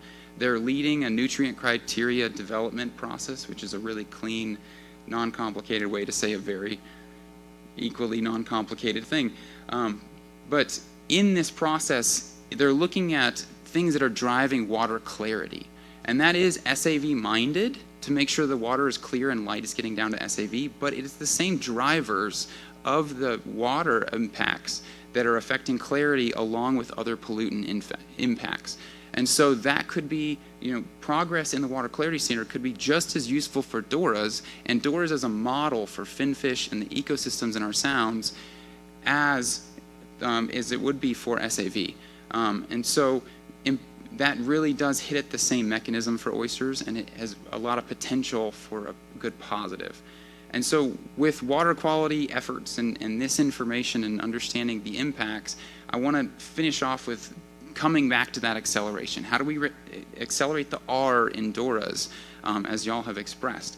And so the first part is, you obviously know this, you as the commission represent constituents. You may not be directly elected the way a lot of our representatives are, but you're still representing groups of people in North Carolina and the impacts that are occurring on them. And that's a very important piece, and I think a lot more important than what we as just division employees do and the weight of our words. And by designating these as DORAs, you've done your authority's part. You've done the part that's defined within the MFC to do, and you've taken a step forward. And the other piece is that we all know that management has its effect on users. So we as a division would never bring forward something like DORAs without also having the rotational sites to try and give back fishing opportunity while taking it away. That's a big ask. And there's still a big effect on those fishers who no longer have access to these during this FMP cycle. That's not something that we understand lightly. But you as representatives of those constituents also can hold the opinion of those people and the weight of that movement for those people. And so the next step would really be to aid the CHIP, to aid DEQ, to aid DWR in trying to move forward rulemaking efforts getting at water quality, and we can be utilizing DORAs as looking as a model to see, how is water quality currently affecting it, and how could improvements really affect DORAs, which would affect our sound and really build up carrying capacities and finfish and all these things that we hope, would drive those.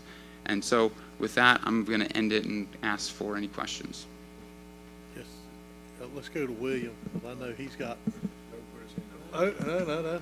Okay, that's fine. Yeah, go ahead. I told you I was going to go to you first, so I might as well go to you first. You warned me.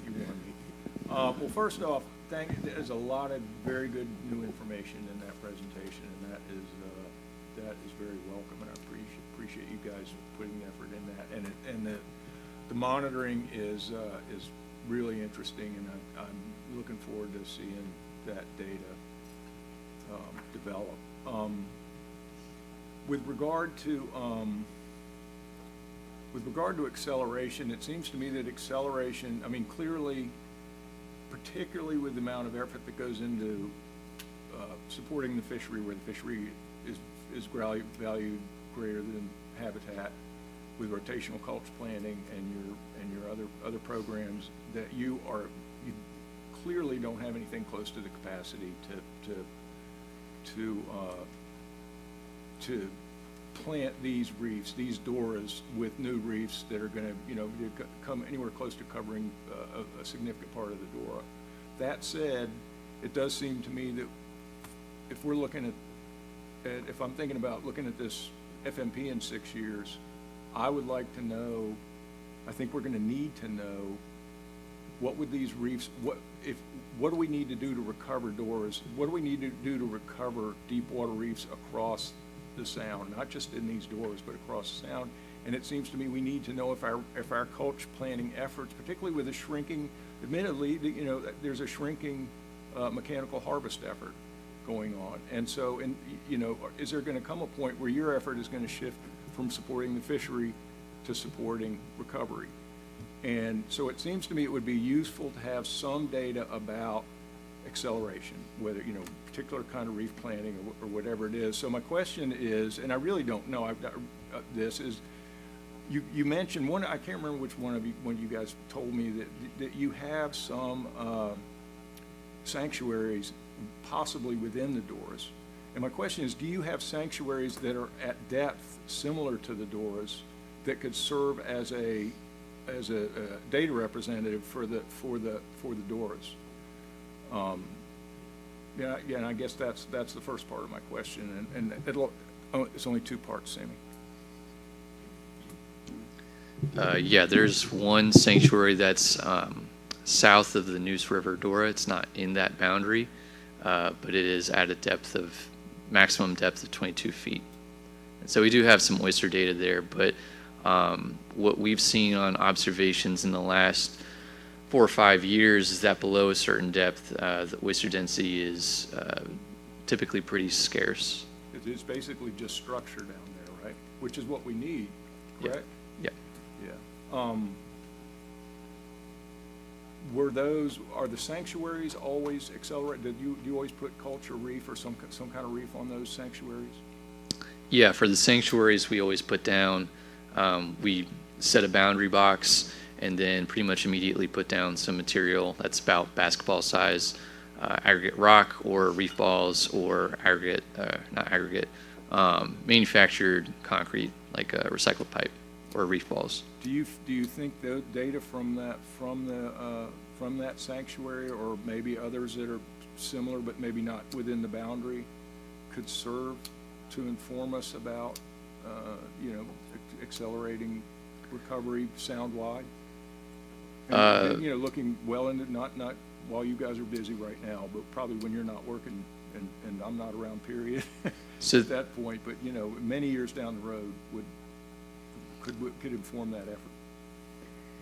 Potentially, this kind of goes back to that slide about a restoration project and kind of outlining what your goals are. So if the ultimate goal is to reopen these doors for harvest, then enhancing an area or doing any sort of accelerated recovery like that with those materials that are used for sanctuaries, it wouldn't be conducive for eventual harvest. I have to say, I don't think it's clear in the FMP literature or in the presentations that the goal was to reopen the doors. And that, I think that's a decision for future FMPs, but I think there's different language in the FMPs and in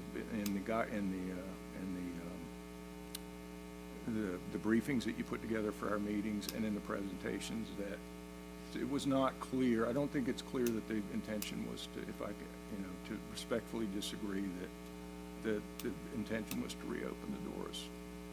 And I've been through the videos. I went through the videos on the ACs. I've read through the documents.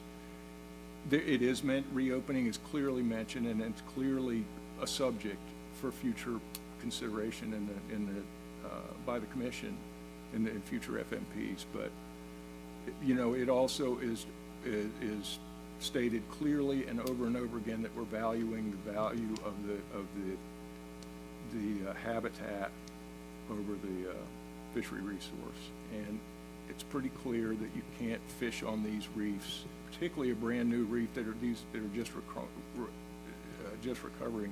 It seems pretty clear to me that you couldn't fish on these and expect them to thrive. But I don't. Do you guys can you think of a situation where you could fish on these reefs and they could continue to grow as slow as the growth rate is?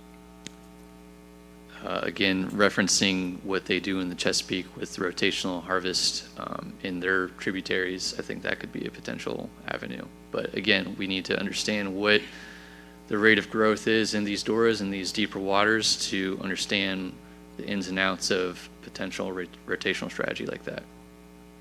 I appreciate it. And honestly, I appreciate the work you guys do. I think you do awesome work, and I'm looking forward to working with you on these things for a few years. Yeah. And can I just add one piece? Yes. And in no way to argue back with you, but in writing an FMP, part of their goal is not necessarily to say what the next step of the next iteration is, rather give what the reasoning for this recommendation is. So you are correct. I don't think we necessarily said this is going to be opened or unopened, because that's not our role as a division. It's y'all's as the commission, so we're not going to put that out as saying if you do this, that means it's forever. That's your choice. Thank you, sir. And I'm going to go to Doug, but I got one question. So I know in Louisiana and Florida and their deep water stuff, and I know people are going to say 24 feet, but they still use hand tongs. They do it in Virginia too, and they still do mechanical tongs. And it's my understanding that it is a astronomical difference between tonging on those reefs and dragging a oyster dredge on them. Have y'all looked at any of that? I believe we've looked at efficiency for sampling rate, but I don't know if we've looked at habitat effect on those two. Yeah, I'll say that we transitioned from using a dredge in our trigger monitoring to dictate what the season length will be for the mechanical fishery. We transitioned over from a dredge sampling effort to a hydraulic tong effort. And part of that consideration was the environmental impact of the gear, but it also relates to a more efficient and standardized area that you're grabbing from. So that was something we considered. I was just wondering, because that seemed like it would be in a less invasive way of harvesting later on without completely destroying the door. All right, go ahead, Doug. Thanks, Mr. Chairman. So to me, the reason the rationale is stated the way it is guaranteed by the access point of the challenge. You know, it was an FMP on oysters and hard clams, and therefore that's what the response is. But the exciting part of this is that it is the first step down a pathway that leads to the realization of the much more important, in my view, way more important contribution that these areas through time, including long times, might serve in delivering a much wider value to the overall health of the sounds, given the information you provided about habitat use and life history use by so many of our target species. And therefore, actually, I would probably have preferred this to be developing as part of a more concerted Pamlico Sound multi-species and habitat protection and management plan system. Now, thankfully, we have that in the CHIP, because that's my view what the CHIP does. It knits together the pieces above and beyond individual species-based FMPs and individual commission-based authorities into a broader view of what the priorities are and how to achieve them through time, not just what our regulatory authority is now, but what the department together can do, what the commissions together can do, and for that matter, what can't be done just that way. So I think all the other important habitat advances in North Carolina on Spartina, on SAB, on other shallow water wetland systems, on PNAs and SNAs, all of those have implied that kind of multi-commission, multi-organizational investment. And so what I think the big opportunity is right now is to jumpstart a process that will lead to that kind of shared vision for what the outcome ought to be, and then what it can be through time, who the important partners are, what the resources needs are, and how we get there.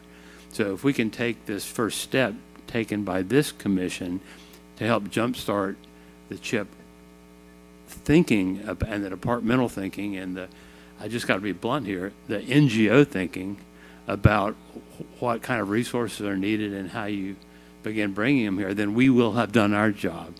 But I guess I have to admit, on the record, I was really disappointed that given that deepwater structural reefs are probably the least available habitat from historical context and from ecological needs, I was just kind of shocked we didn't get buried with comments from NGOs, environmental and conservation NGOs, about how important this might be. So I guess what I greatly appreciate the work that you guys have done, and it's the right time for us to put on our thinking caps about how we build those coalitions and get the plans done for not just servicing oyster harvest needs from these systems, but actually in the broader term, expanding the net structured reef contributions to overall health in Pamlico Sound. And so I would love to see those questions asked in the CHIP.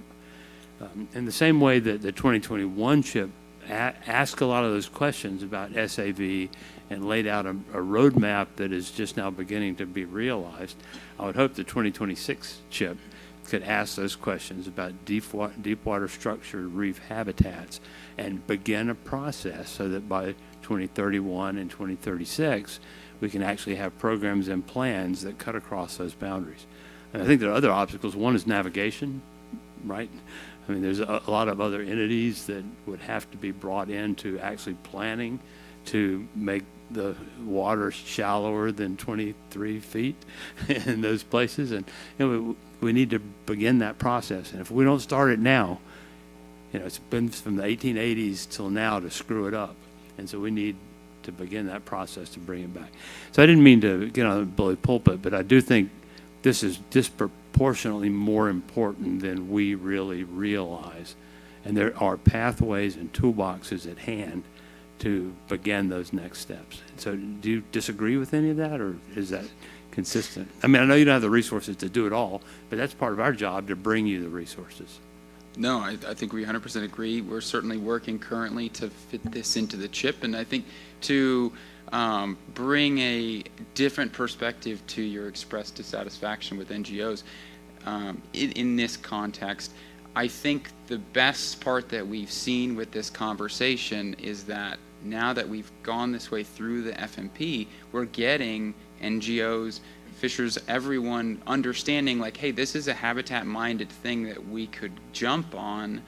And I think the rotational site addition, I'm not saying that fixes everything, but at least giving back something while they were trying to protect something gives it a better instance of this is a good model for something that's affecting everyone at this table, whether it's from, you know, a hook and line fishing side, an actual oyster fishing side, all of these pieces. This is a great moment where people can jump into habitat. So I think they weren't there in that first discussion point.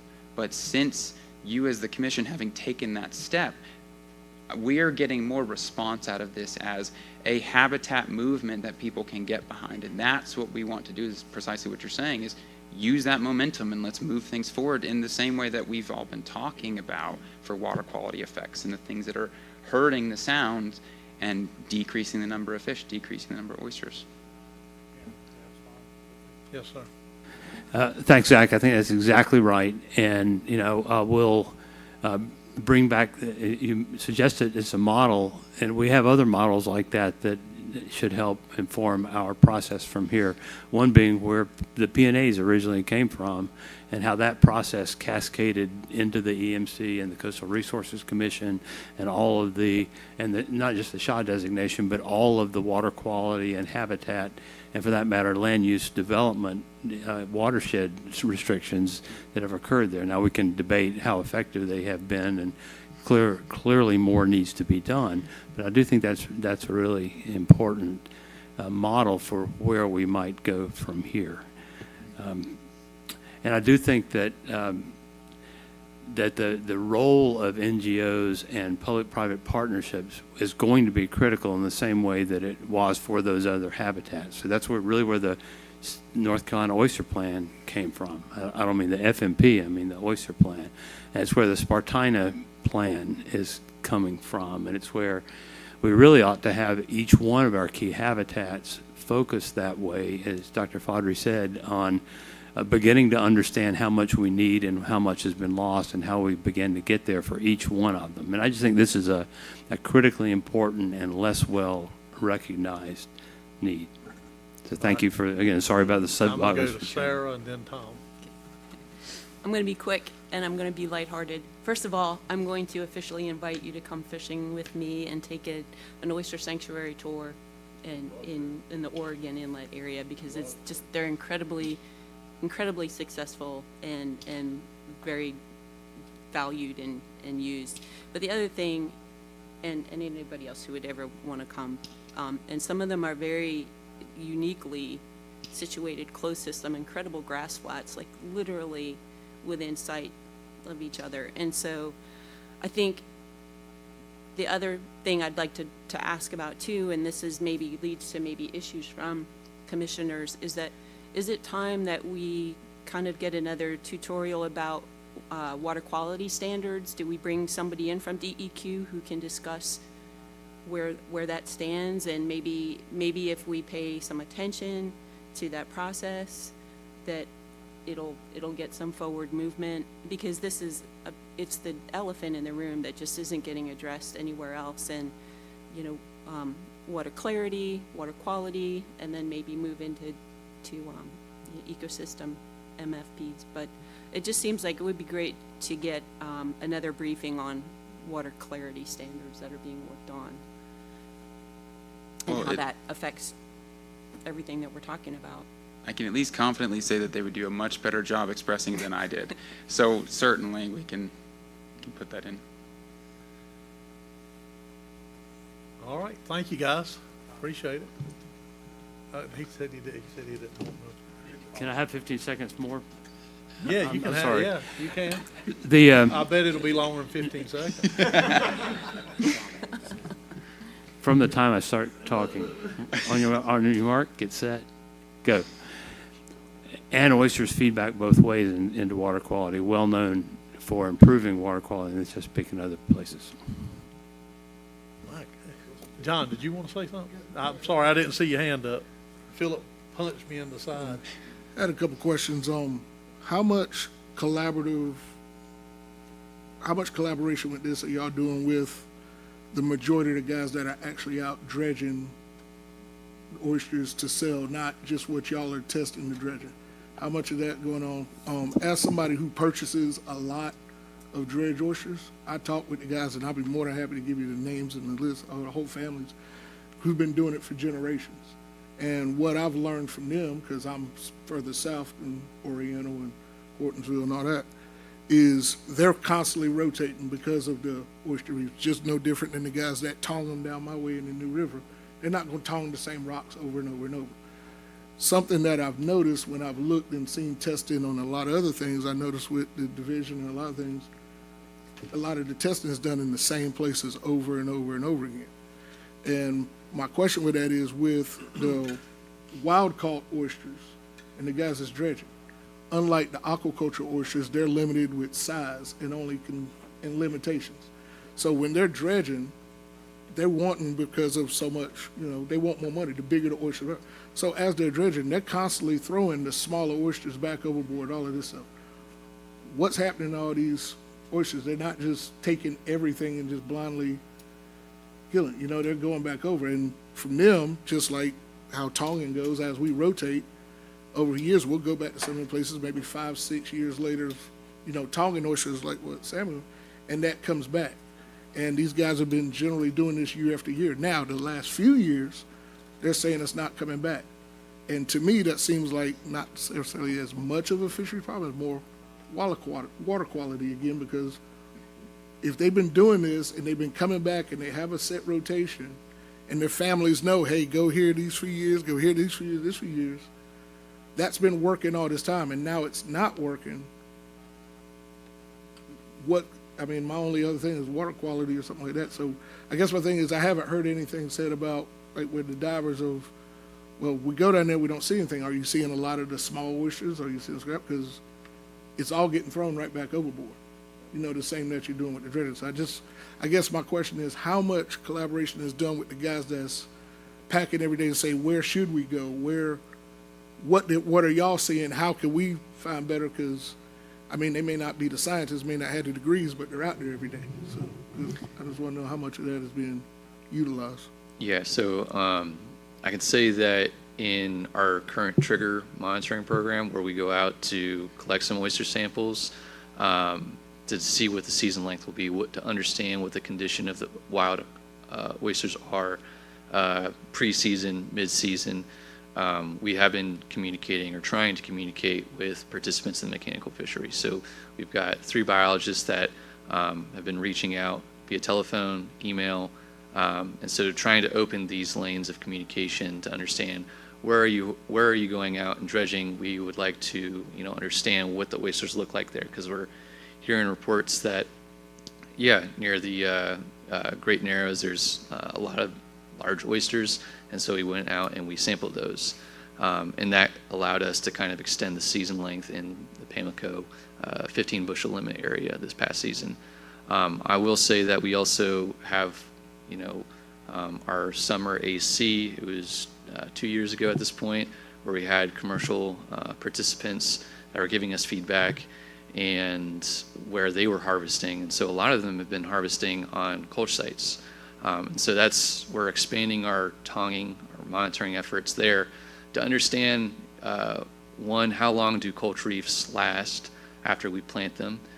It's not just they get harvested once, because some oysters do go back into the water, and so those culch reefs persist over time.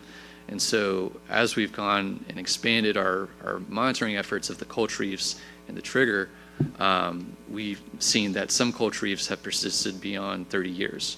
So they're sticking around, and those oyster populations are still sustained.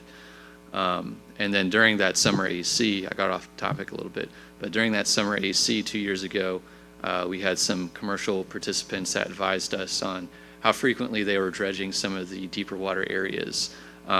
Because I recall specifically that there was something like once every 8 years these sites were productive, but they would still go and dredge every year to see, or every other year to see if those sites were supporting large marketable size oysters.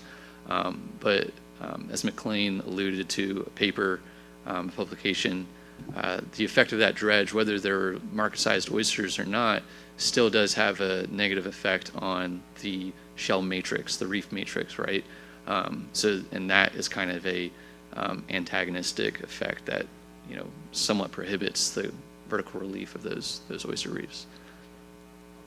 And real quick, I forgot to ask, have y'all considered a relay system like what we do with a lot of the shallow water, which is where you're taking oysters from, polluted areas or something and putting them out there and let them clean themselves out and just kind of doing something like that? I didn't tell him to ask that, Cat. I'm gonna tell you right up front, I didn't tell him to ask that, okay? Zach, No, I didn't tell him to I ask see that. relays all the time. It's I fine. was asking that. I am a trusting person, but I am having a hard time with that, Mom. That's totally fine. Oops, sorry. Dr. Fondre did address the relay system in the collaboratory report and felt like it was a pretty good tool. Well, and what we expressed when that was occurring with the relay program of ending that is a kind of a multitude of a few different things. One of being when that relay program began, it was giving relief for harmful algal blooms that were killing oyster farmers' oysters, and it was also significantly less federal involvement and regulation. Now that we have the Interstate Shellfish Sanitation Conference, which puts out the National Shellfish Sanitation Program, and all of that, there's pieces that now that has to be monitored at every single step no matter what. So we have to have Marine Patrol involved in every movement of any of that. There's been, and I'm not saying this is isolated, but there was significantly dwindling uses or applicants in that program, probably correlated to the new needs. And that was something that we were no longer at a step that we could devote the Marine Patrol to. There's less people there. It's less of a strategy. It was something that was all kind of falling away at the same time. And so that's what led to that program being closed. And the downside to that thought, what I greatly appreciate is, like, as we said, the DORA piece is such a large-scale problem that makes it very difficult for a smaller scale solution. Which is why we're talking about water quality in this instance. And to get back to your previous question a little bit, the feedback we would love to have from fishermen is, are the rotational sites good? Because we're still in the process of building and planning out the next years. We'd love to know, hey, this one was terrible, we found nothing. This one was amazing, we found, okay, maybe we should supplement the good one versus the bad one. That's the type of impact we'd love. And then, to be able to work on our programs from there. And very quick with that, and that's what I said. I guess my question is, are you saying you're reaching out and just not getting any replies? Is that what it is? You're not getting as much cooperation from the fishermen? And then also, you say you like to know the areas, but I mean, the trip tickets, the sections on the trip tickets where they're catching. I mean, at the end of the day, they're not going to go burn that expensive fuel for nothing. So the trip tickets show where it's being productive and where it's not, because they might try a spot and then they're going to go somewhere else. And there's so few guys doing it that if I go out there drum fishing, I see them or whatnot, everybody's going to the same areas because there's so few guys. Nobody's really going where they're not going to be successful or at least be productive where it's worth going out there and doing it. So in regards to the trip ticket data that's collected in the oyster mechanical fishery, that's open to Pamlico Sound, and the water body code for that is Pamlico Sound. It does not get any more specific than that. And then as far as communication with the commercial guys, we have been doing a culture survey for the last 5-10 years, where we send out a mailer asking for feedback on where we're planting our culture sites, and the response rate is probably less than 5%.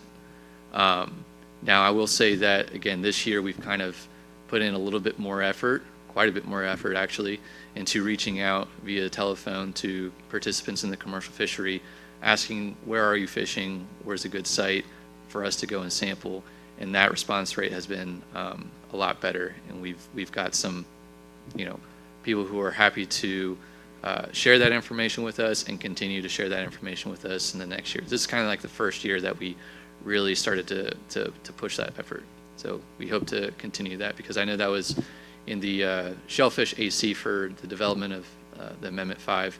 There was some comment about how back in the day people would go out on fishing boats, dredging boats, and collect information that way. And so this is kind of our modern day approach to that, and we can continue to build that cooperative two-lane communication. So I got one thing first, if you don't mind. By all means, sure.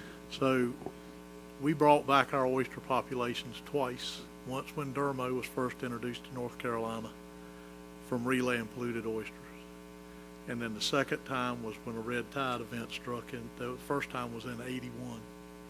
And a lot of y'all probably weren't around then. But that's when we bought the first two oyster barges, just for relaying polluted oysters to bring that stock back, because the oysters were devastated by Dermo in the southern area. And then in 92 or 94, we had a red tide event, which really hurt the oyster population bad, and we did the same thing again. And ever since 81, we had been putting polluted oysters in our oyster leases with nobody watching us, nobody going with us, putting them in there. In all those years, there was never one event of somebody selling an oyster from polluted bottom. There was never one illness that came from those oysters, because we would put them in the month of April, and it wouldn't open back up till July.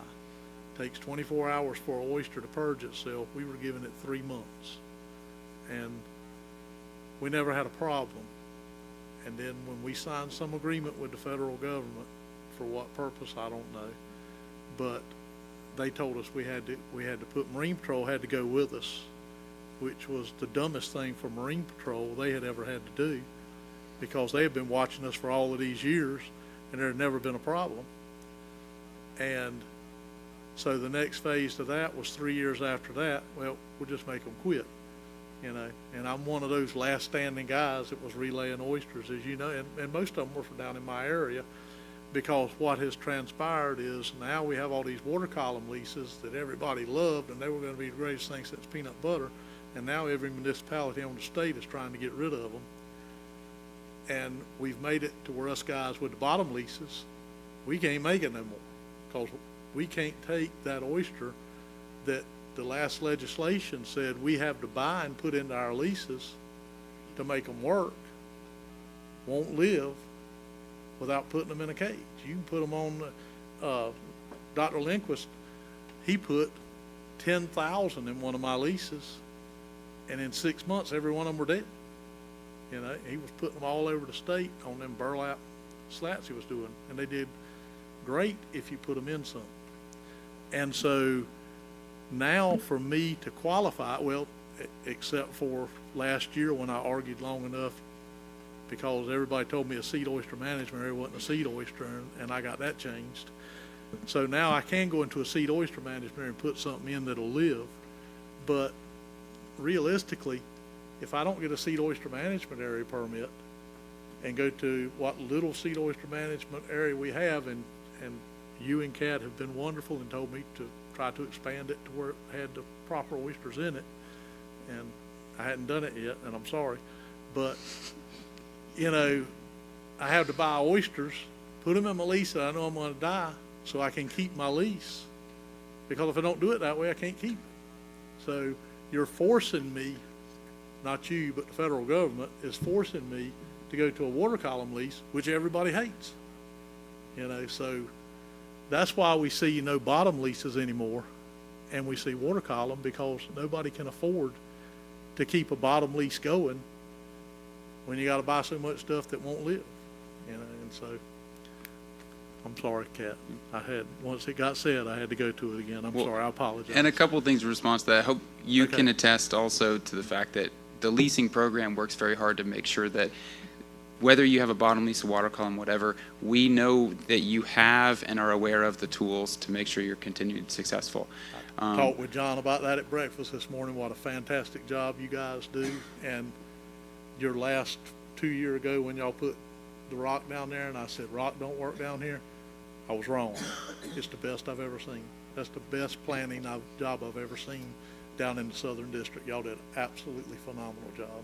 I'm going to shift that compliment over to Bennett and a lot of his group. But to your point, not to throw it away, because I understand the point of polluted area relay and all of that, and given the constraints, that's where we're sitting. But what caused those HABs, what caused those dermo increases, what caused the polluted areas to come down and take over half the Virginia Creek seed oyster management area is water quality. It's the same effect driving all of these things, and that's why we keep coming back to it. And to put it bluntly, the reason why people outside of this room don't necessarily care about DORAs is because it affects y'all and not them. Because it's affecting who you're representing and not necessarily the people that they're representing. Well, a lot of times they are representing the same people, but those voices are louder in here as they should be. So that's why we're not trying to shift off this conversation of wanting to accelerate or any of these pieces, but that's why it comes down to this. I can tell you one thing, if you took those barges and went into that polluted bottom and put 8 or 10, 15 barge loads of polluted oysters, it wouldn't take you long to build those doors back up, and all you'd have invested is 2 guys on a barge and fuel money. And you would be amazed, because I've seen what it does when we put it in our gardens. So I'm sorry, and I wasn't going to be long-winded, but I was. I'm sorry.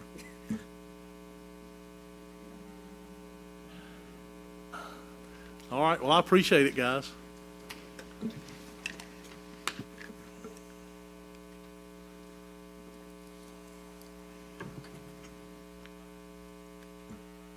All right, issues from commissioners.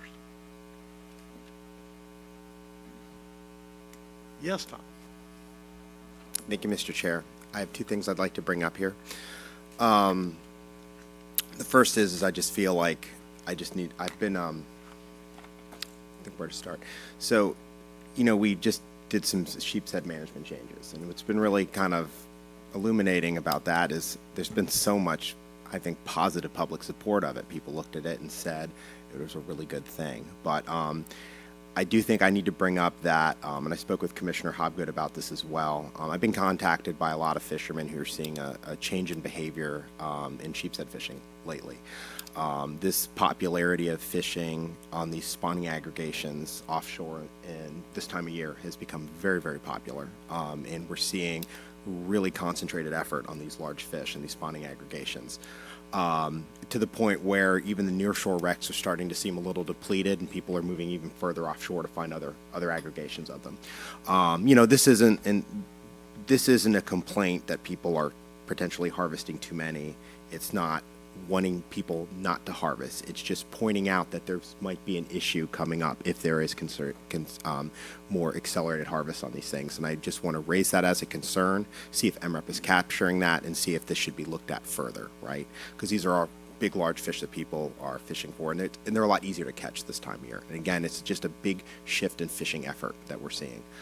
The second issue is, and it's not to belabor this point because I know I spoke about it yesterday, but is the trying to do something about the South Atlantic for hire permits that we are woefully underrepresented in. I really appreciate the effort by Colonel Witten and Trish Murphy in doing the white paper per my request last year.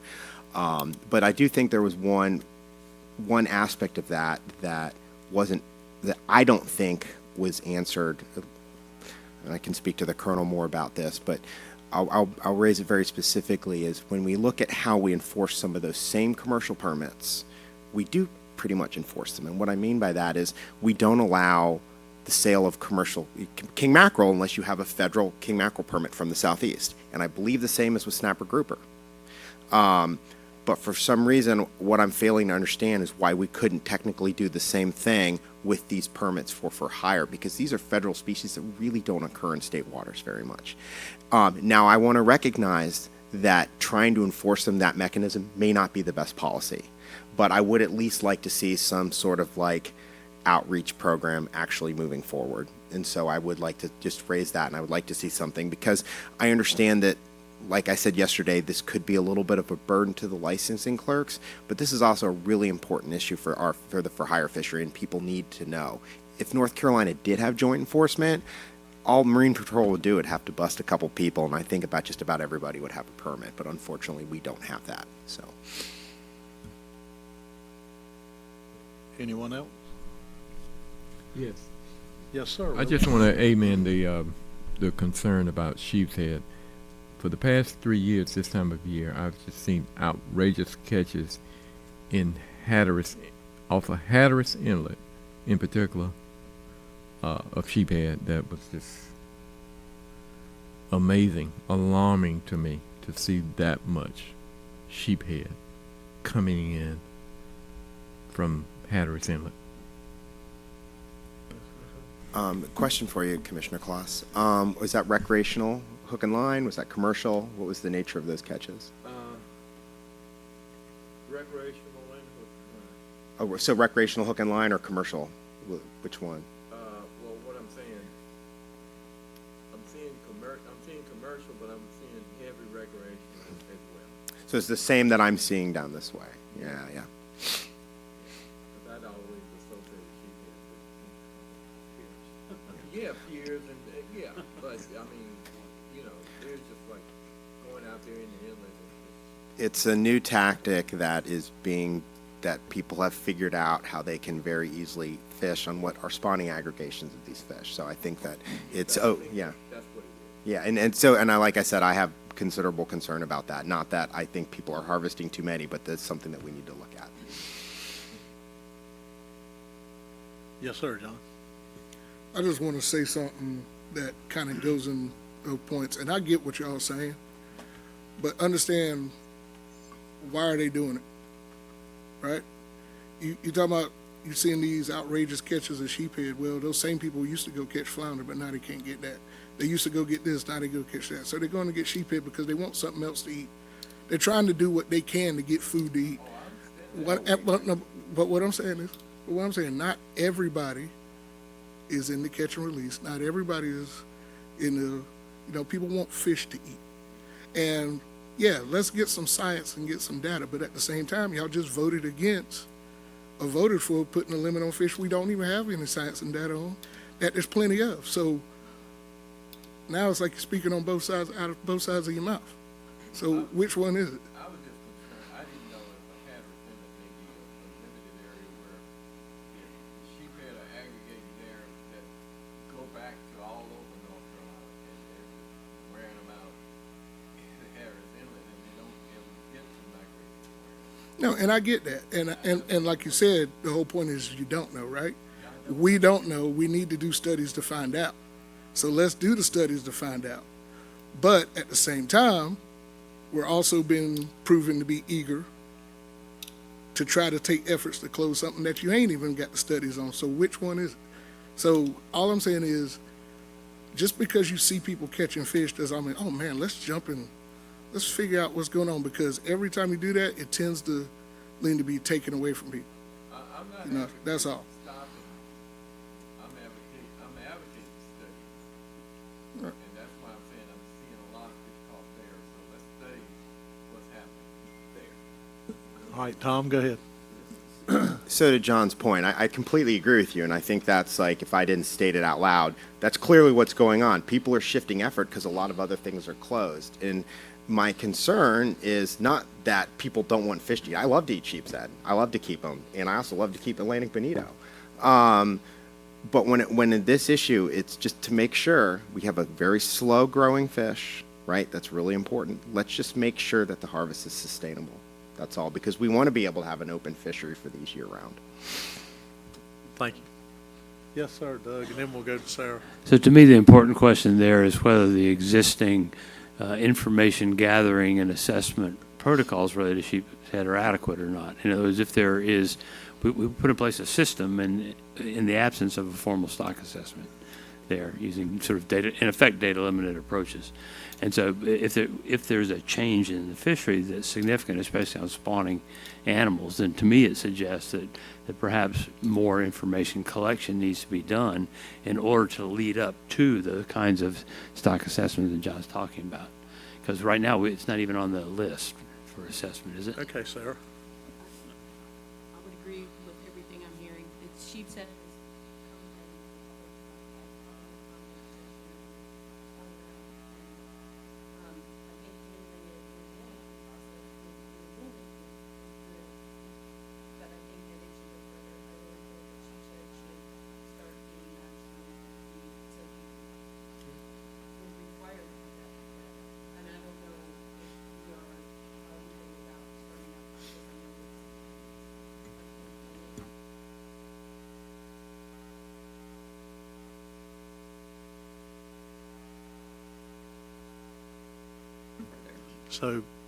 So it seems like to me what y'all are asking is you'd like for Kat to get the division at the next meeting to bring us back something on what we could do for a FMP process on sheep's head?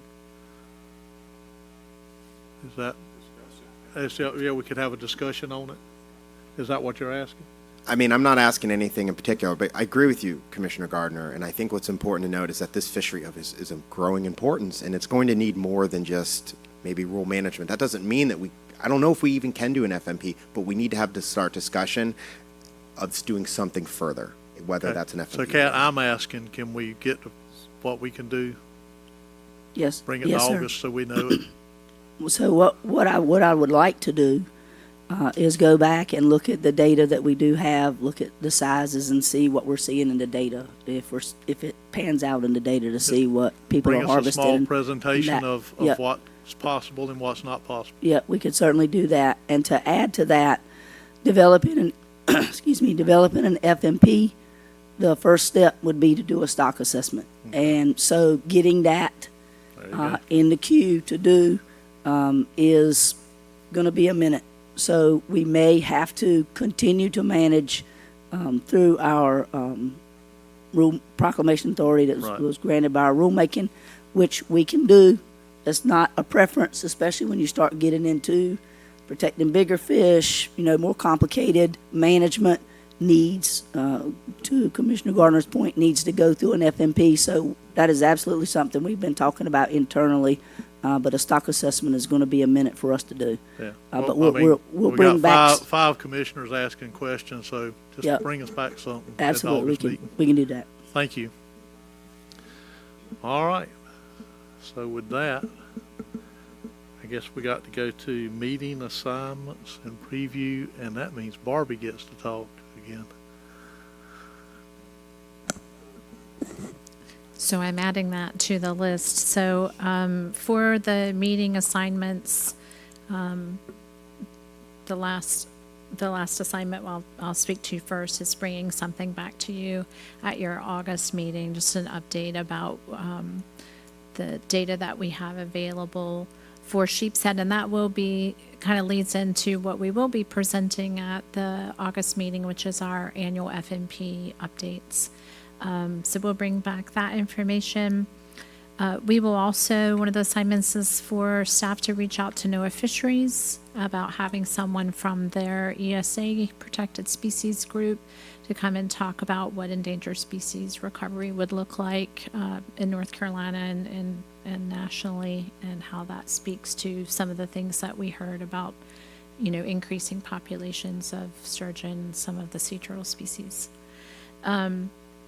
The other meeting assignment we heard was for the stock assessment shop to just continue to look at sources of mortality of southern flounder and other fisheries, kind of like Director Rawls said about sheep's head. Southern flounder is in the queue after blue crab, but that is something that we'll definitely make sure that we are looking into. We have started conversations at the department level with DWR about them coming and speaking to you. I'm not sure that they'll be able to get that accommodated for your August meeting, but certainly some conversations we're starting, and we will continue those conversations and try to have something for you as soon as we can. Did I miss any of the assignments from folks? Remember, you got the B team here. I think that's it. Okay. I think you did a good job. So before I adjourn the meeting, I'm going to say bye to Kat. for last meeting.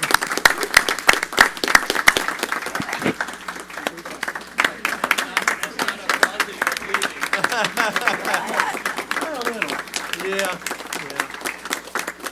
And Guy, I remember I met her probably the first week she came to work at the division. That's been a long time ago.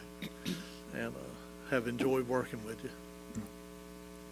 Thank you, Mr. Chairman. I appreciate it. I've also enjoyed working with each of y'all. I have developed a much more comprehensive understanding about the positions that you sit in as I have moved through the division. And so I appreciate the jobs that you have. They're more difficult than anybody that's never done what you do knows. So thank you for all the work that you do and everything that you dedicate to what you're doing. I appreciate it, and I've enjoyed working with you. If you need me for anything, if I can help you in any way down the road, I'm more than happy to do so. I always tell people this. My dad was a hog farmer, and he said you can't be a hog farmer and a preacher. And what I have learned from this particular position is that also applies to being a fisheries director in North Carolina. You cannot be that and a preacher. They diverge severely, but I've enjoyed this. It's been a great career for me. It's been a passion of mine, and I think all of my colleagues are the same. We don't do this for the money. We do it for the passion, and I think that's a wonderful thing. And when you can do that, you never really have to go to work. So that's been one of the greatest things about this job. So thank you, and I've enjoyed working with all of y'all. Thank you. And you still got to come get on the crab boat. You keep telling me, I'm coming to get on the crab boat. I'm coming to get on. You're going to have time now. All right, with that, we'll adjourn the meeting. And thank everybody for coming, and thanks for everybody's input.